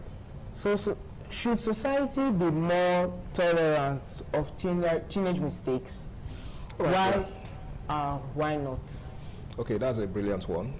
Should society be more tolerant of teenage mistakes? Why and why not? Yes, I think society should be more tolerant. And that's because, like I said, it's a phase. All right? Society must first recognize that they are teenagers and they will naturally act their age. Okay? There are certain things you guys are doing today that you would eventually outgrow. Are you listening? Yes. You will eventually outgrow them. Yes, sir. Okay? You get, like I said, you get to a point where you know that those things don't make sense. Those things are not right. If society crucifies you for it today, it will not give you the chance to learn from it tomorrow. Yes, sir. It will not give you the chance to repent tomorrow, which is one of the reasons why society usually has juvenile, correctional centers, places where young people who commit crimes are taken to for correction. Do you understand? Yes, they are not taken to prisons where you have hardened adult criminals. Do you understand? They are rather taken to such juvenile correctional centers for correction. Okay? Now, the treatment that are meted out to teenagers in such places is nothing compared to the treatment meted out on adults. Do you understand? Yes. And that's because society recognizes the fact that they are still young, and some of them, society is excusing it. Do you understand? There's a clear difference. There's a difference between excusing it and, conceding that they are bound to make mistakes at that age. Do you understand? Yes, so, as a young person, there are certain things that you will do naturally. Yes, for example, if your parents, there's a natural tendency for you to disobey your parents sometimes. Yes, sir. Your parents say, don't do that thing, and you go ahead and do it. Right? Your parents will punish you. But it does not mean that they hate you. They will punish you just so you don't do it again next time. Yes, sir. So that's the same approach that society, applies. Yes, society has a way of, helping young people to understand that their way of life is wrong, and also giving them a chance to learn, learn and turn a new leaf. Yes, sir. Thank you, sir. Thank you, sir. That was a nice one. So, sir, what do you think? How does youthful exuberance affect decision-making in relationships? How does youthful exuberance affect decision-making in relationships? Relationships in this context goes beyond just romantic relationship. I need us to establish that first. Your relationship with your mom, for instance. Your relationship with your dad. Your relationship with your peers. Right? Your friends. If you are, if you do not control your emotion, you are going to fall out with a lot of friends. There are some people that you are friends with today, if you don't control the way you control your emotion, you are going to keep falling out with. In fact, you won't even have friends anymore. Yes, sir. Do you understand? Yes. You won't have friends because every moment you are quarreling with, oh, I don't like what you did. In fact, you are no longer my friend. When we were much younger, we used to be like that. Do you understand? So you are no longer my friend. But you see, it will get to a point where you realize that, say, I have to tolerate this person. Nobody is perfect. Even you have your own flaws too. Yes, sir. Do you understand? So at that age, you just understand that this is the right thing to do. You know, and we are not all perfect. We all have our little shortcomings. We have our little lapses, and we eventually are great. So youthful exuberance actually helps us manage our relationships with our peers, with different kinds of people, with our parents, with our siblings, with our friends, with our even our elders, the elders around you, maybe your uncle, your auntie, or your neighbor who's much older than you. Yes, you understand? It helps you manage your relationship with them. Thanks, sir. Thank you, sir. For the next question, how can mentors help teenagers channel their energy productively? First off, it's important to define who a mentor is. A mentor is someone who guides you, someone who provides guidance to you, somebody you look up to, someone who you admire, someone who you love and respect, and who you aspire to be like. Do you understand? Yes, sir. Somebody who you aspire to be like. There could be that person in your life who might not even be your family member. Do you understand? Yes, maybe sir. the person is a public speaker, yes, and you want to be a public speaker. The person will take you up as a protege. A protege is somebody that's learning from you. The person teaches you the right thing to do, teaches you the right way to go about becoming a public speaker. Okay, the person even gives you an opportunity to express yourself. He might even decide to take you along with him whenever he's going for public speaking. Do you understand? So he allows you to make your mistakes. When you make those mistakes, he corrects you. He teaches you that this is the right thing, this is the right way to do it. This is not the right way to do it. So that person is a mentor. So yeah, mentors play a very huge role in helping to manage youthful exuberance. For example, if you had a mentor and you are a young person who has temperamental issues, your mentor would help you manage your temperament. Will tell you, learn to mind how you talk to people, learn to control yourself when you are angry. Some young people, when they are angry, they can do a lot of, they can even throw things and destroy things. Do you understand? But that's where mentors come in. Mentors help you manage your temperament. They help you, they teach you right from wrong. They correct you when you're wrong. They chastise you when it's necessary. Do you understand? Mentors are not always smiling at what you do. There are times when they might even punish you. Yes, sir. Do you understand? Yes, they might punish you, and that's a correctional measure. The idea is to make you or help you be a better person. Thank you, sir. So, sir, I'd like to ask this question. Should having a mentor be based on sex? Like, should a male have a female mentor, and should a female have a male mentor? Absolutely. There's nothing wrong with intergender relationships as far as mentorship is concerned. Okay. A male could have a female mentor and vice versa. Yes. All right? So the most important thing is that mentorship actually takes place. The most important thing is that the person you call your mentor, you're actually learning from them. Do you understand? Yes, sir. You're actually learning from them. You are not just, keeping them around for the sake of it. Thank you, sir. They are influencing you positively. If the person you call a mentor is influencing you negatively, then you have no business being that person's mentee. Do you understand? Yes, sir. All right? All right, sir. Okay. Thank you, sir. In what way can sports, arts, and community serve harness to youthful exuberance? Take that again. In what ways can sports, arts, and community serve harness of youthful exuberance? Okay, if I got your question correctly, in what ways can sports, arts, and communities help to harness the tendency to misuse or to abuse youthful exuberance, yes, right? Yes. Okay, it's pretty simple. When you indulge in sports, it tests your patience, right? It tests your perseverance. For example, how do you behave when you lose? Feel sad. You feel sad, right? Yes. Some don't take it lightly. Crash out. Some crash out. Some go crazy. Some even fight because nobody likes to lose. Do you understand? Yes, sir. Now, that is where community comes in. The community helps you, deal with the content. Now, sport is just a little fraction of life. Yes, if you sir. cannot handle losses in sports, you can't also handle losses in life. Do you understand? Yes, there are certain circumstances in life in which you would lose. Yes, sir. You could even lose in business. Yes, sir. You lose in business, you lose money, right? You lose in life, you lose in marriage. Yes, sir. Do you understand?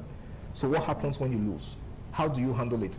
Now that is where self-control comes in. That is where it becomes important for you to learn to manage your emotion.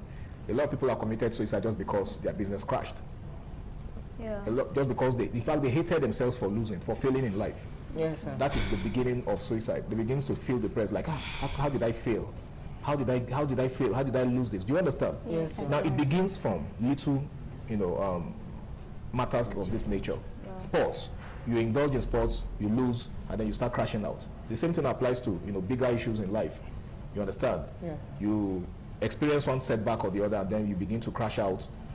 You first, cut everybody off and become secluded. Yeah. And before you know it, you begin to, harbor negative thoughts. Thank you very much, sir. And that's it on the show Flip Side. We believe we've learned a lot. The topic, teenager and youthful exuberance. I myself, learned a whole lot. Thank you very much, Mr. Harry Agboje. Thank we you. really appreciate Thank you, guys. staying here. Thank you very And to my co-anchors, you are? Charles Brown from Ignatian Education Center. Samson Dominion from Divine Pattern High School. And I am Christabel Ogbege from Brano High School. Remember, as a teenager and as a youth, channel your enthusiasm, your joy as a teenager to positive ventures. Thank you very much for watching and happy Children's Day.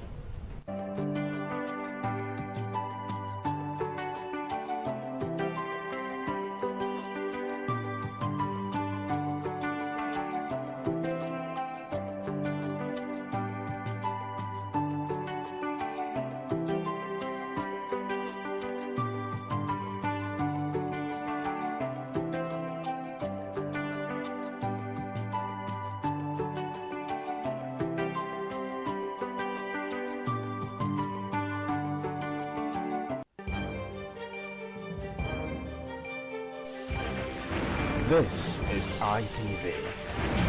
Certainly the best.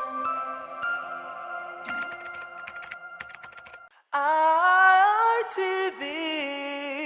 Certainly the best.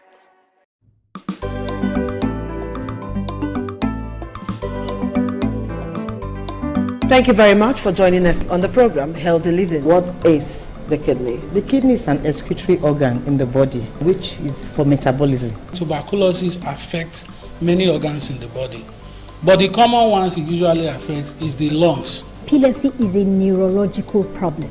Okay. It is an injury in the brain which causes someone to begin to convulse, to go into fits. It is curable, but the cure is a long-term thing. If you eat well and avoid those risk factors that will make your immunity to be down, then the risk of contracting tuberculosis will be reduced. If you're healthy, then you're wealthy.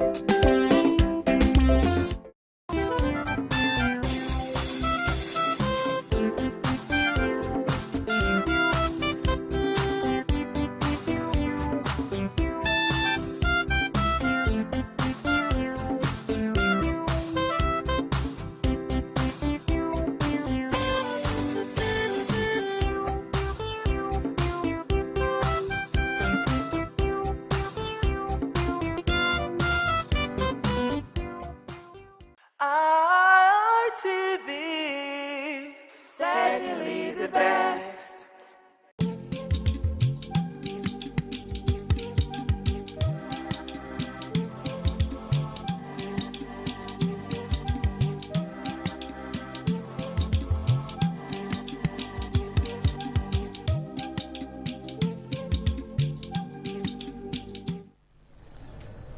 Hello everyone, thank you for joining us today on the program Woman to Woman. I'm Adesu Walsawage. Today we want to look at infidelity in marriage, a social menace.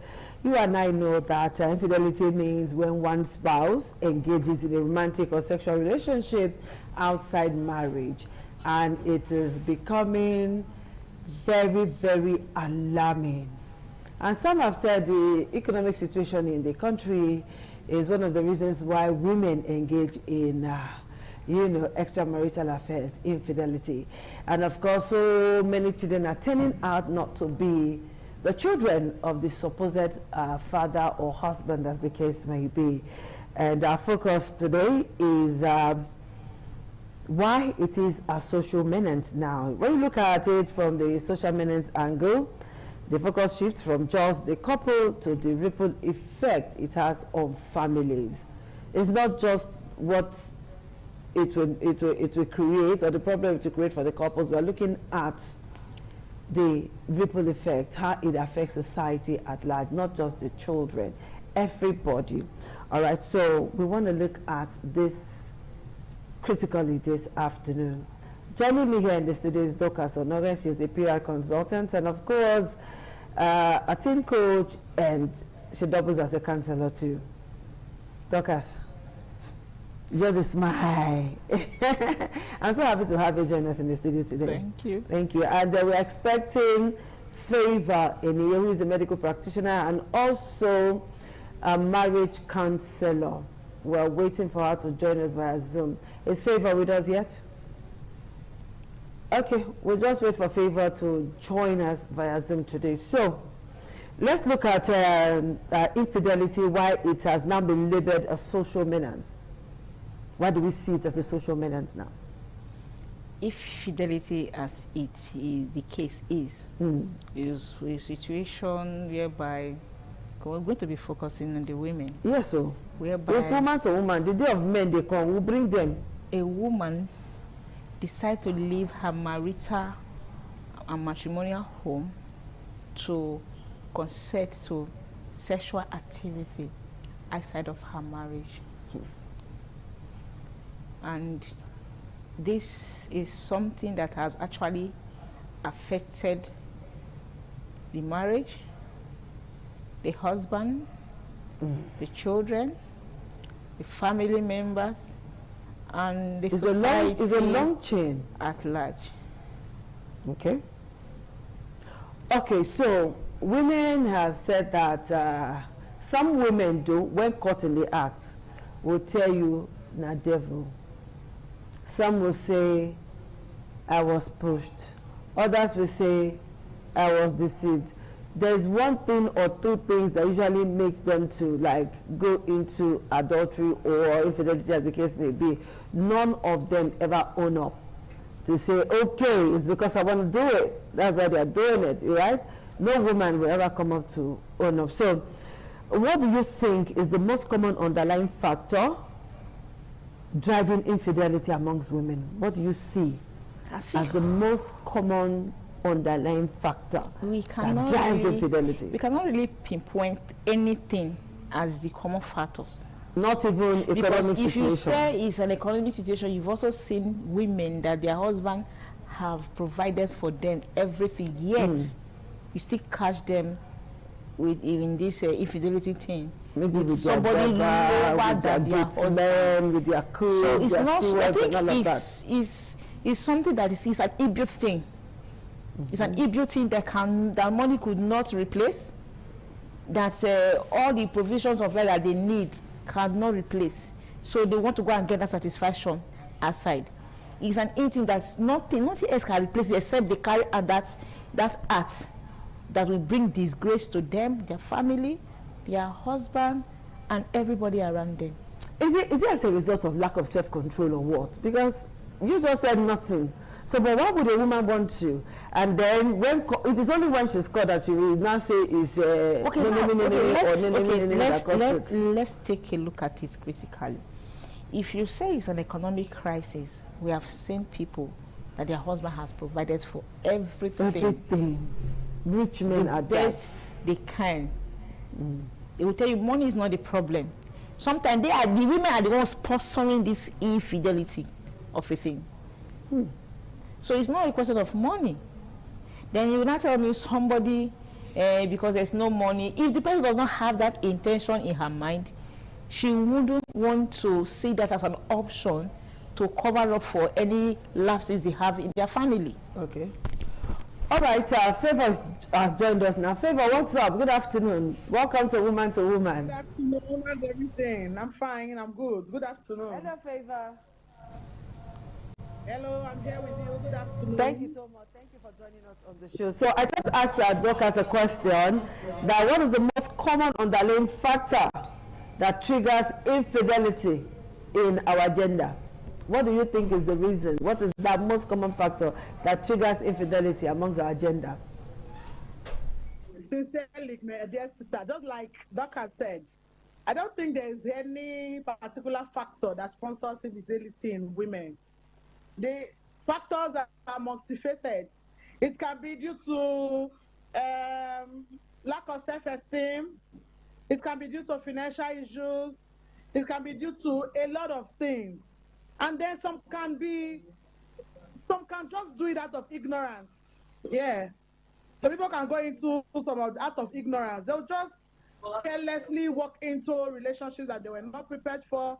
And before you say Jack, they're already in a mess. You know, so that's part of the challenges that they have. I don't think these are major factors because different women come up with different reasons, and these reasons are not reasonable reasons, you know, for going into such an act. Okay, now let's move on. In the course of my research, some women claim that the advent of social media, the advent of dating app, all of that also contributed to the high level of infidelity that we are seeing in society, and more so, and the fact that women do it with reckless abandonment every day, and then they will run it. So let's look at how social media have influenced women, in quotes now, in the business of infidelity. Social media, social media as it may be, is just like a market where you go and buy anything. But you only find yourself in the areas of the things you want to buy. That's what social media is to me. There are a lot of things in social media. If you want to become a good person, if you want to build yourself, if you want to upskill yourself, you can get those ones from social media. And then if you want to destroy yourself, if you want to pull down yourself, if you want to render yourself useless, you can also get that from social media. So for somebody to give excuse that social media is the reason why she is involving herself in infidelity, that is a fleeting excuse, because it's a matter of choice. You choose to go to that zone you went through that you think is influencing you negatively. Nobody forced you there. It's a choice. It's a choice. Just like going to the market, if you know you want to buy any kind of meat, goat meat, beef, you go to the shops where they sell those things. That's how social media is also. If you want to upskill yourself, if you want to learn something, if you want to learn skill, you go to those areas.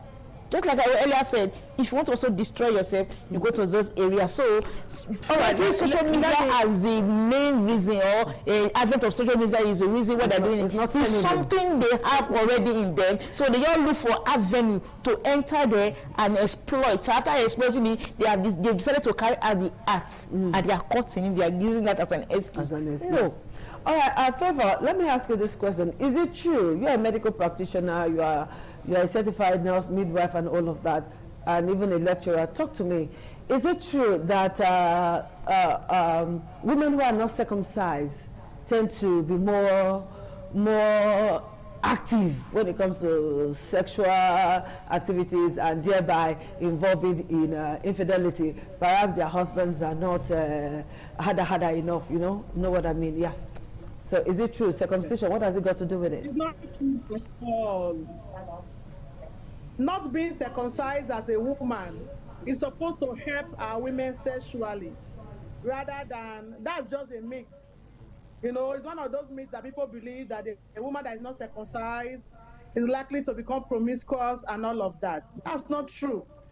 Our young women in Italy that are into, or in other areas, into these profession, you know, they now call their self-profession.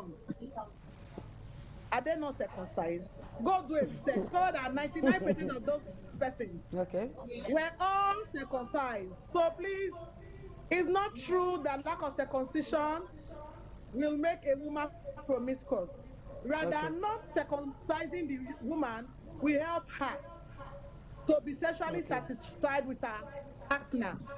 Okay? So, all right, that's sweet to know. So let me ask both of you this question now. What is the impact of infidelity on society?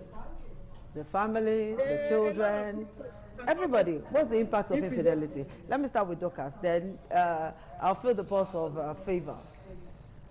Infidelity is something that has caused a lot of problems in our society. Let's take it from the children angle. When infidelity happens like this, there's going to be a total breakdown in the marriage, which will make one partner to leave the marriage. And the children are now left with one partner. Sometimes the children are being moved from father to mother, from mother to father, and it makes the children's life to be unstable. It affects their upbringing. It affects their mental health. Because when women get themselves involved in these kind of things, they don't think about the advanced effect of what they are doing. I don't know for people, because I always believe that before you carry out any act, I always tell people, don't do things that you cannot boldly defend tomorrow. Do not get yourself involved in what you cannot boldly say, I get myself involved, then you will not be giving excuse. He says it's the devil's work. The devil is on his own. You have the mind of your own. But the children are not the ones suffering. I have seen people that they have been denied access to their children because they were caught in adultery and they left with the children. Okay, Favor, let's hear from you. What's the impact, negative or positive, of infidelity on society? Why has it become a societal menace? It's a very big menace to our society, I must say. Infidelity can cause, you know, societal disruption. Okay. There's going to be violence in the house when a man knows that the wife is not, you know, the wife, once a man is aware that the wife is into some other relationship outside its marital relationship, it's going to cause family disruption. All right, health-wise, it's going to cause challenges. Depression can set in, emotional instability, you know. It can lead to drug addiction. All right, and also financially, economically, it can cause financial instability. At the time where, you know, a man is spending money, or a woman, some women, you know, some women spend money for the people that they are into this funny relationships with. And they start indulging in some other practices and keeping money, thereby bringing about financial instability in their homes and in the society at large. Okay. Okay. It can also result to issues of issues where blackmailing issues, where you see people blackmailing themselves. It can result to other vices like kidnapping, resulting to unprecedented deaths of either the man or the woman or even the children in the course of these challenges. So it's not something that we should look at. It's not something that our women should indulge in. It causes too much harm to our society. We shouldn't encourage it at all. Okay, so let's take a very short break. And when we come back, you women will come and tell us the early warning signs, what a man should look out for when you know say the woman they do icky. We'll take that break now.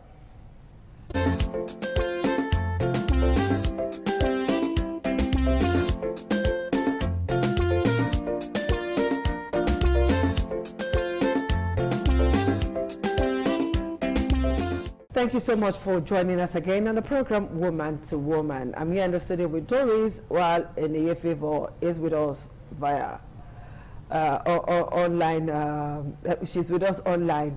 Okay, there's this question that I really want to ask. You know, when it comes to infidelity, the man is usually the last person to know. The neighbors may know. The co-workers may know. A few family members may know, and then the husband is usually the last person to know. And by the time the husband is knowing, like we say on the street, water don't pass Gary. Now, what are the early signs a man should look out for? Let us help brotherhood. Sisters, please, let's save brotherhood some trouble. What are the early signs a brother should look out for? The telltale signs that, Oga, it will like say, as Benin will say it, or feel where you are. No, we need to know. Okay. What are those early signs? Well, there is no particular sign that a man will need to look for, but though there are still some.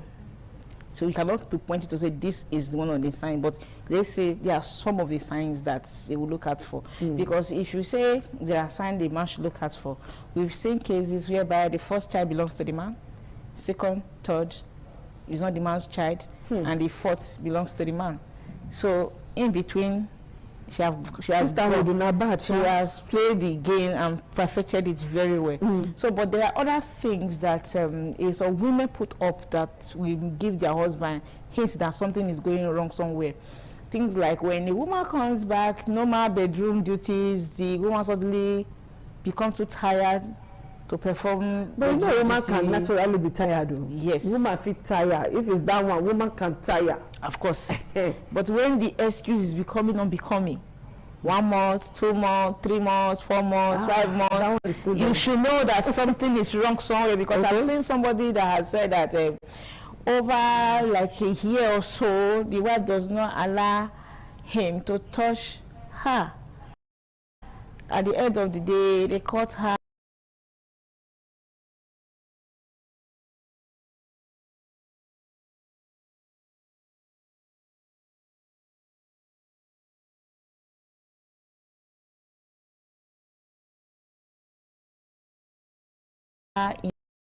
in adultery, and the man was like, the woman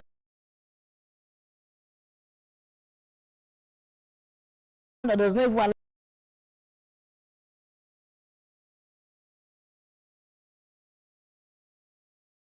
allow me to touch her. Another somebody is changing somebody is just, you know.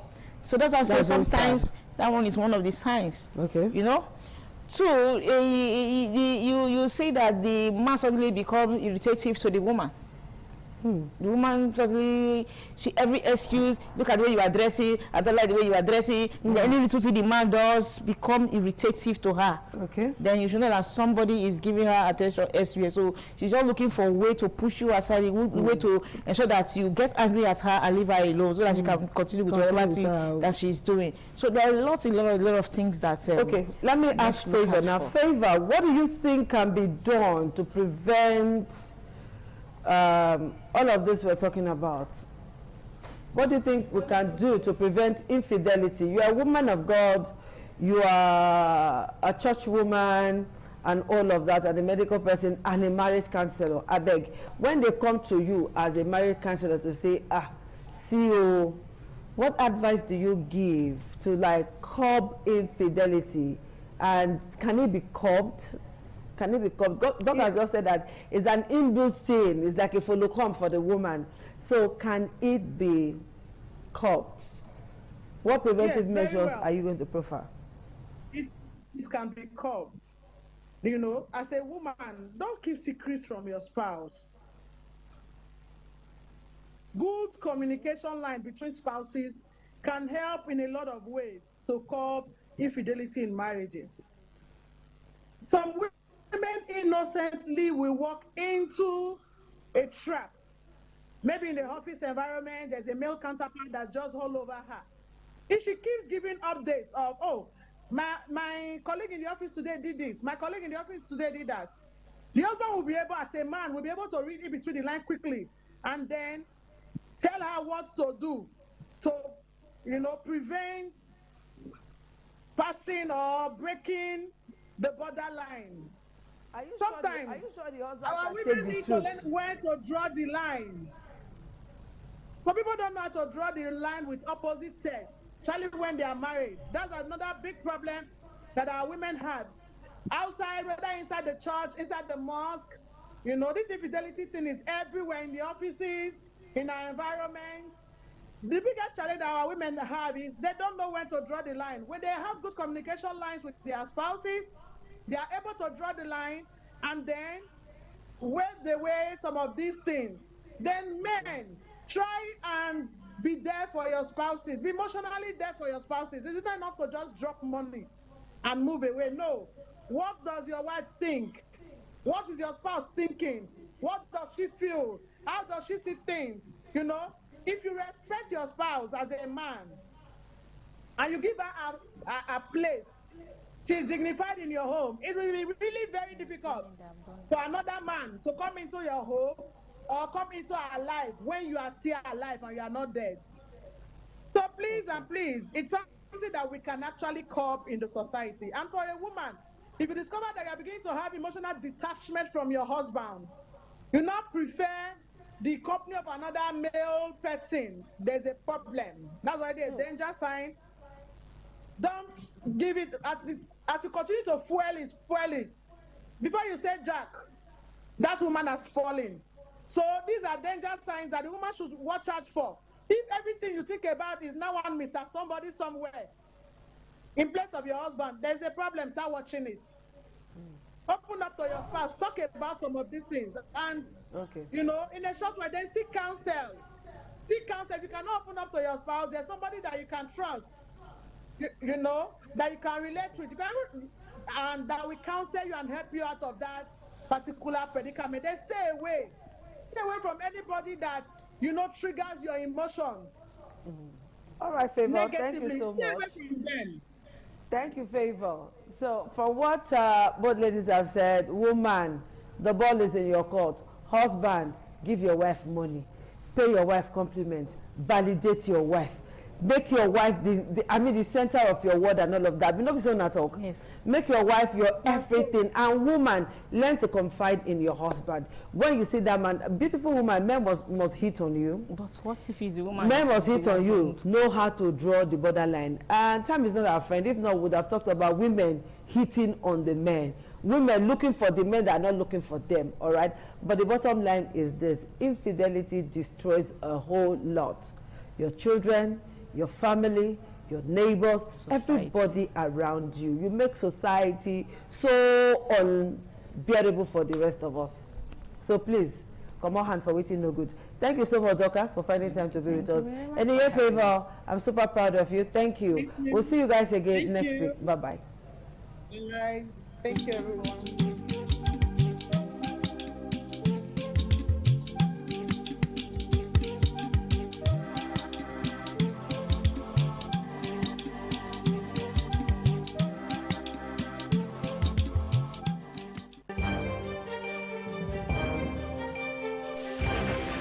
This is ITV. Certainly the best. ITV. Certainly the best.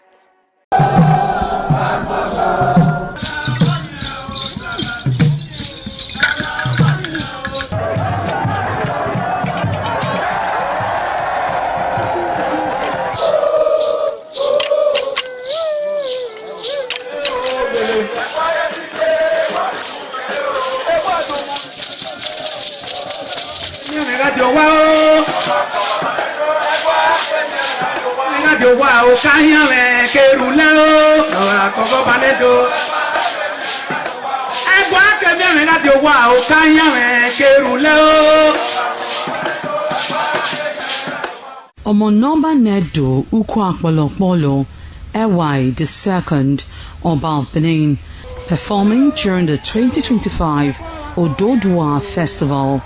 Ododua Festival is unique as it was organized in honor of Ioba Omoni Hwoyeme, Ioba Ewai II, as part of activities for her burial rites. The rich traditions and cultural heritage of the Benin Kingdom were showcased when His Royal Majesty Ewai II engaged the floor to perform during Ugie Ododua in the palace ground in Benin City. In the dance performance, the Ogbelaka Royal Drummers supplied the needed impetus and rhythm for the dance. However, tributes are paid by the head of Benin deities to the monarch, who was the cynosure at the event. The event can best be imagined as the spiritual rejuvenation, stunned, spectaculars and guests at the colorful ceremony. 7 masquerades representing 7 spirits and deities conveyed different meaning in company with the head of the deities of Benin, with the Oba of Benin, who exhibited a grand cultural dexterity in his dance steps.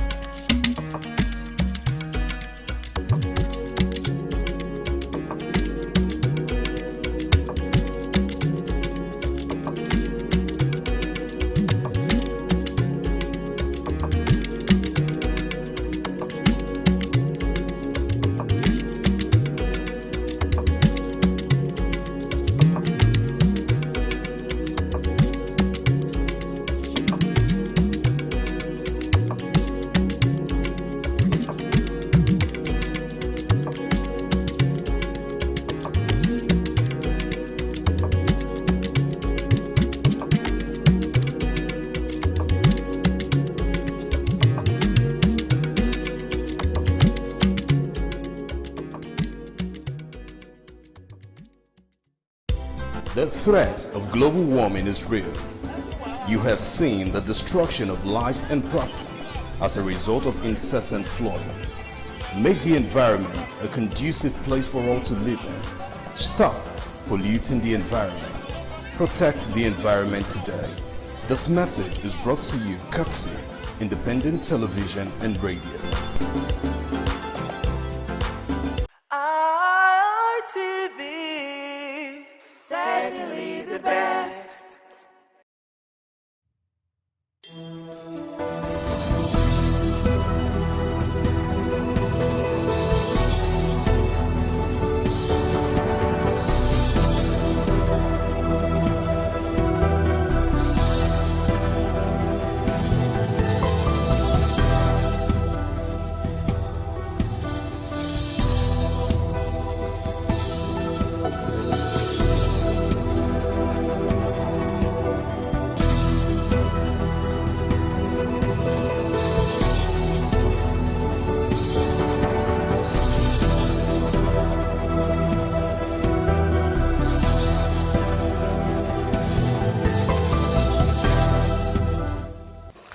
Good day, everyone. Welcome to Business 360 right here on ITV. I am Nuoluwakmo Stephen. So much to talk about today on the show, so we'll quickly kickstart and run through the major conversation.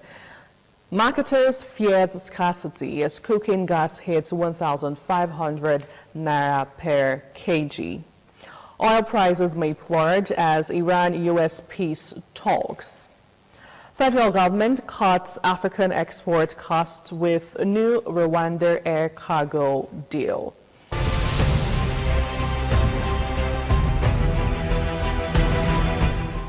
Now let's kickstart with the first conversation on the agenda as regards to the price of cooking gas now being sold for 1,500 naira. Well, depending on your location, because I hear that it could even be more, and marketers are crying out as regards fear of scarcity.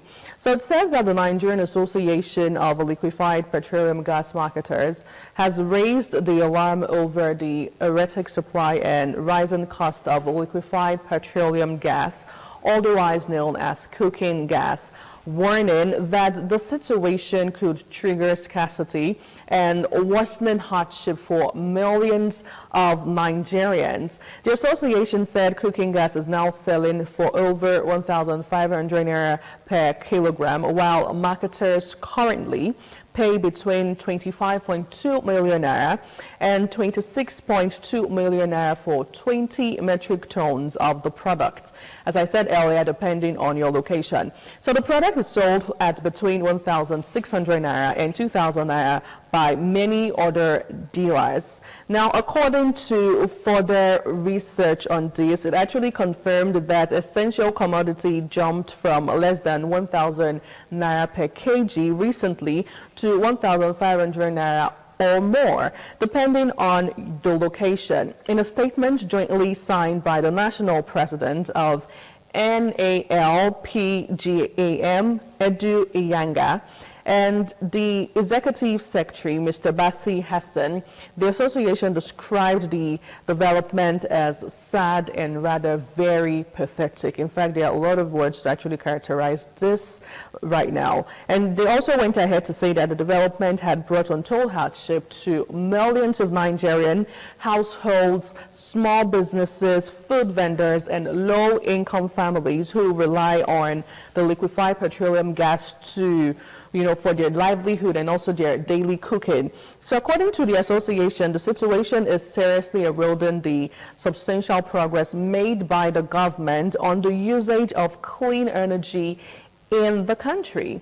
The group maintained that its members across the country were facing difficulties sourcing the LPG due to persistent supply shortages, high depot price, logistics bottlenecks, and uncontrollable rising operational costs. It says, and I quote, that we observe that where product is available, it is sold at rates beyond the reach of an average Nigerian. NALPGAM warned that the crisis was undermining years of progress achieved through federal government policies, investments aimed at deepening LPG penetration and promoting clean cooking gas energy or clean cooking energy.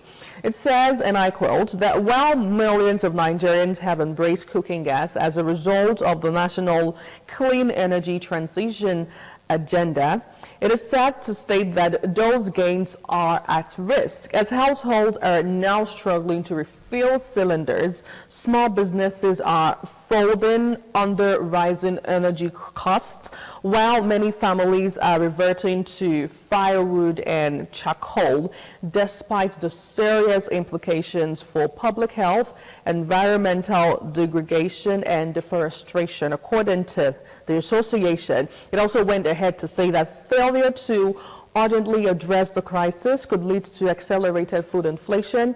And of course, we do not need that at this point. The collapse of the small-scale gas retail businesses, job losses, reduced investor confidence, and a significant setback to Nigeria's clean energy and climate commitments. NALPGAM called on the federal government, the Ministry of Petroleum Resources, the Nigerian Midstream and Downstream Petroleum Regulatory Authority, the Nigerian National Petroleum Company Limited, NNPCL, domestic producers, terminal operators, international suppliers, and other stakeholders to take urgent and coordinated steps to stabilize the market before it degenerates further. The association recommended immediate measures to improve the availability and accessibility of LPG, that's the liquefied petroleum gas, nationwide. It also called for increased domestic LPG allocation to the Nigerian market, transparent distribution of available supply, reduction of bottlenecks in importation and distribution, and the intervention to stabilize retail prices. It requested investment in storage and distribution infrastructure, as well as policies that support affordability and sustainability in the sector. It says, and I quote, that we cannot stand and watch millions of Nigerian families suffer in silence while access to clean cooking energy becomes increasingly difficult and unaffordable. It requested investment in storage and distribution infrastructure, as well as policies that would support affordability and sustainability in the sector. Okay, so I think I've taken that part, but also just for more context, for years, the government and industry operators, have worked to improve or to move Nigerians away from unsafe fuels like the charcoal, the firewood, and likes. Now, those gains or these gains are currently under serious threats. It says the households cannot refill cylinders, small businesses are struggling to survive, and vulnerable households are returning to firewood and charcoal with their health and environmental consequences. We therefore make a passionate and patriotic appeal to the federal government for urgent intervention to stabilize supply and pricing. NALPGAM is ready to collaborate to have lasting solutions. And this is coming out from the association, but decisive action is needed now, according to the statement that was released. So it's really rather disturbing one, I would say, because while Nigerians are still grappling with the increase in price of fuel, of petrol, of diesel, or whatever it is that you get to use at this point, now we are seeing that the cooking gas price is soaring to 1,500 naira per kg, or 1,600, or even 2,000 naira, well, depending on where you're actually staying and where you're getting it from. Now, two things from this whole press release, I would love to put it that way, from the association. They are not only, or Nigerians are not only going through the price and the high and soaring prices situation, we are also seeing a case of possible scarcity. It's one thing for the prices to be high and you're able to afford it if you have the money as an average Nigerian or a Nigerian. But then again, it's another thing for the prices to be high and then there's still scarcity on top. That's like double trouble and much more difficulties for a lot of Nigerians at this point, and we do not want it.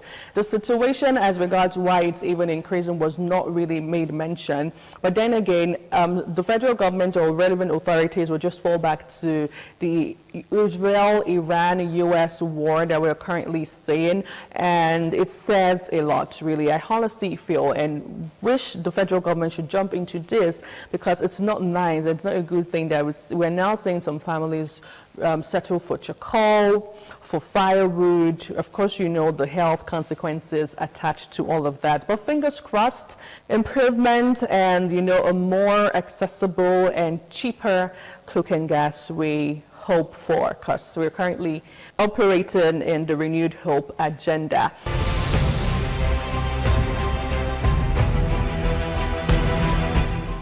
But away from that, let's talk about the oil prices, or this time around largely, in a larger scale. As it says, oil prices may plug on Iran-US peace talks. So what really does this mean? Now, a major drop in oil prices might be in the offing should the United States and Iran reach an agreement that would reopen the Strait of Hormuz. So as of Sunday, Brent hovered around $103 to $105 amid positive signals that warring parties were ready to end the month-long war. Shall I say months-long war? Now, speculations were rife that the reopening of the strait would crash oil prices as well as petrol prices. The New York Times reports that the U.S. and Iran have agreed in principle to a deal that would wind down the war in the Middle East by reopening the Strait of Hormuz and committing Iran to disposing of its highly enriched uranium. So quoting a senior U.S. official on Sunday, he actually said, and the New York Times reports in, that Iran's leaders or the official state media have not publicly commented on what it is in any potential agreement or what is actually been discussed. But the U.S. official reportedly said a deal had not been signed and was still subject to final approval from President Donald Trump and Iran's supreme leader, which could take days. Trump had on Saturday said the Strait of Hormuz would be reopened as part of a proposed agreement involving the U.S., Iran, and several Middle East countries amid efforts to end the long, ongoing Iran war. Trump disclosed this in a post on Truth, a social media platform, after a series of calls with leaders from Saudi Arabia, the United Arab Emirates, Qatar, Pakistan, Turkey, Egypt, Jordan, Bahrain, and Israel. According to him, an agreement had been negotiated subject to finalization between the United States, Iran, and Israel, or the other various countries involved. The American leader added that the final aspect and the details of the deal are currently being discussed and will be announced shortly. So speaking on the strategic waterway at the center of the conflict, Trump declared that the Strait of Hormuz, through which 20% of global oil is transited, meaning it's actually passed, would be reopened. Iran, remember, take you back to how all of this started when Iran closed the strait since the war commenced on February 28th, leading to a spike in oil prices and fuel supply. And this actually cut across several parts of the world, and we here in Nigeria, we haven't been left out.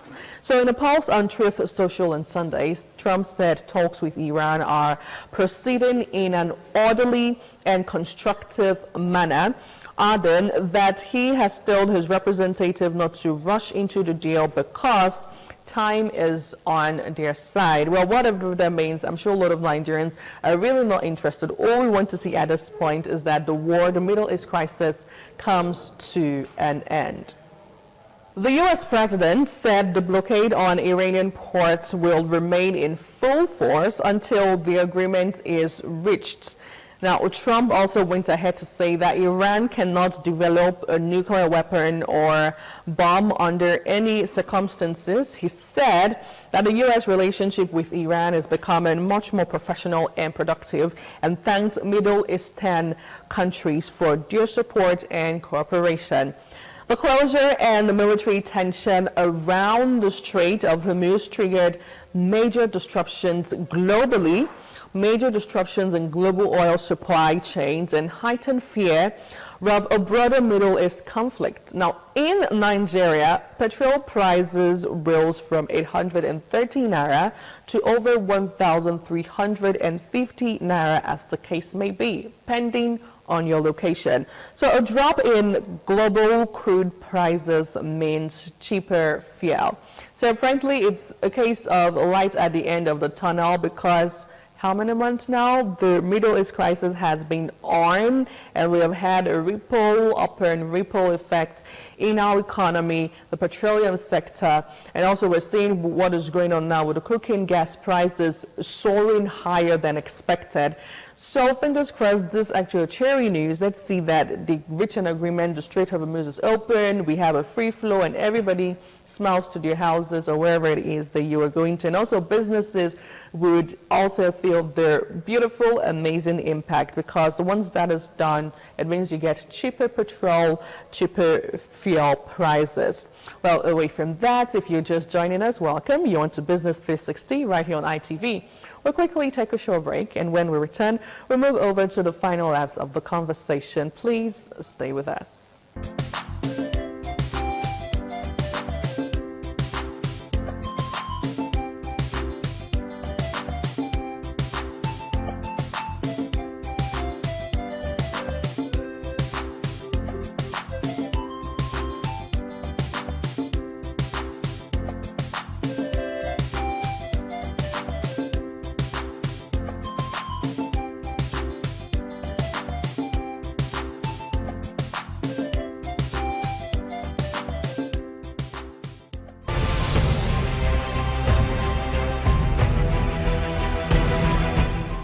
Welcome back. Thank you so much for staying with us. If you're just joining, you're into Business 360 with me, Anuoluwakmo Stevens. Now let's talk about a recent deal from the federal government with interesting African countries like Rwanda and Uganda. As it says that the federal government to cut African export costs with new Rwanda air cargo deal.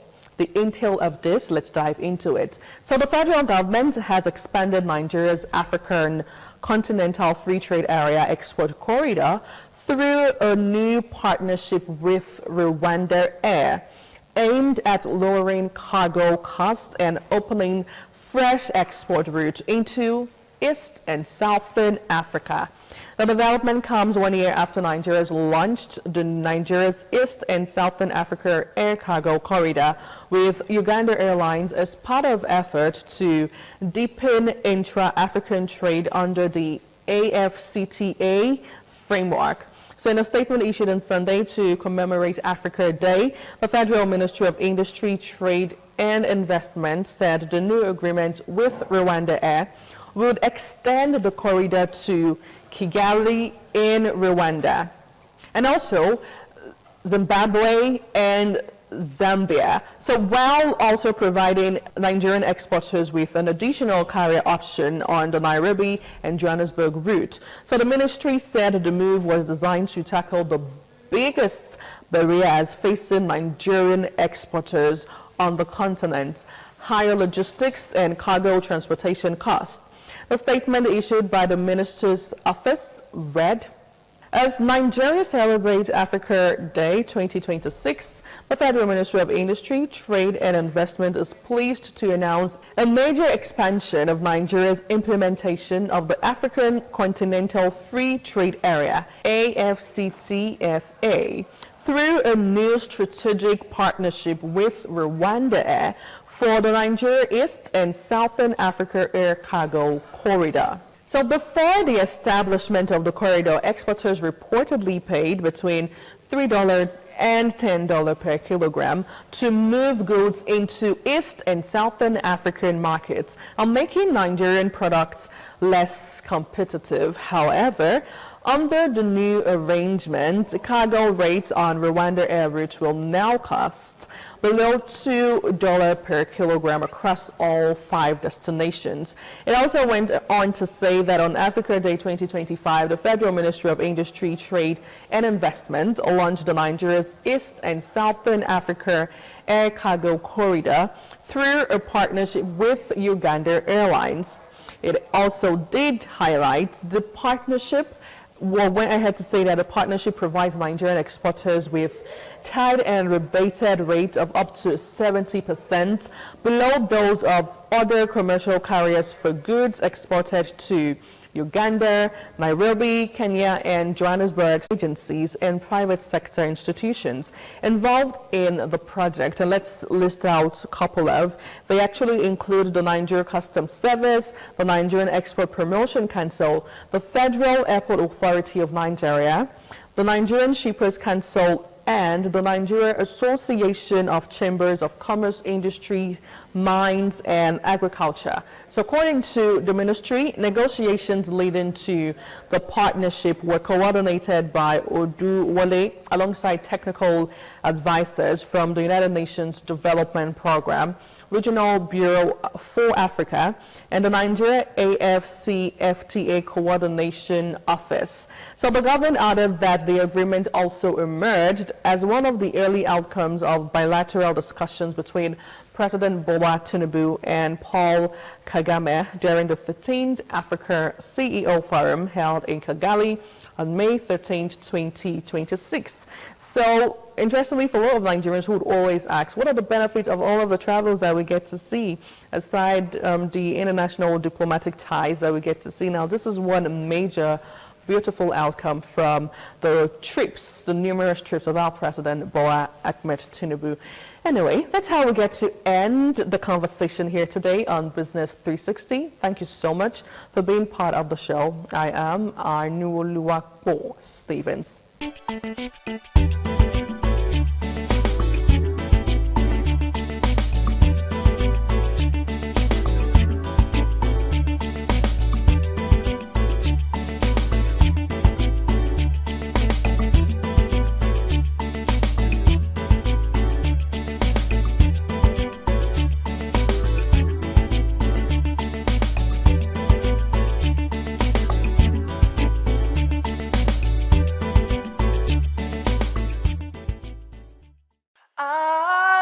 ITV, certainly the best.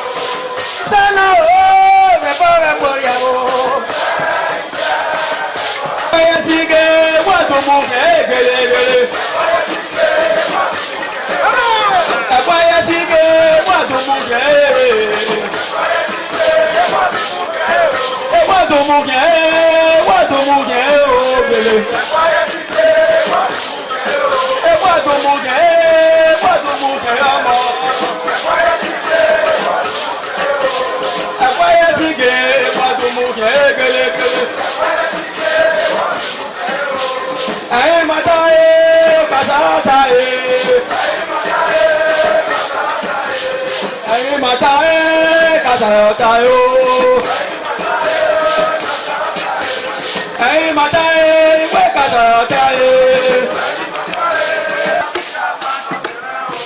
Ekasayo wama tiga fatwa semen.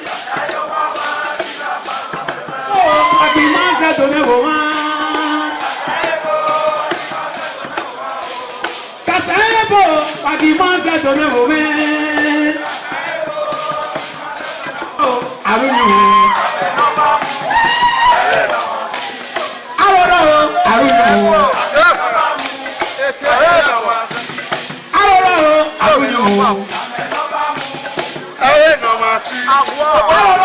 Arunyu.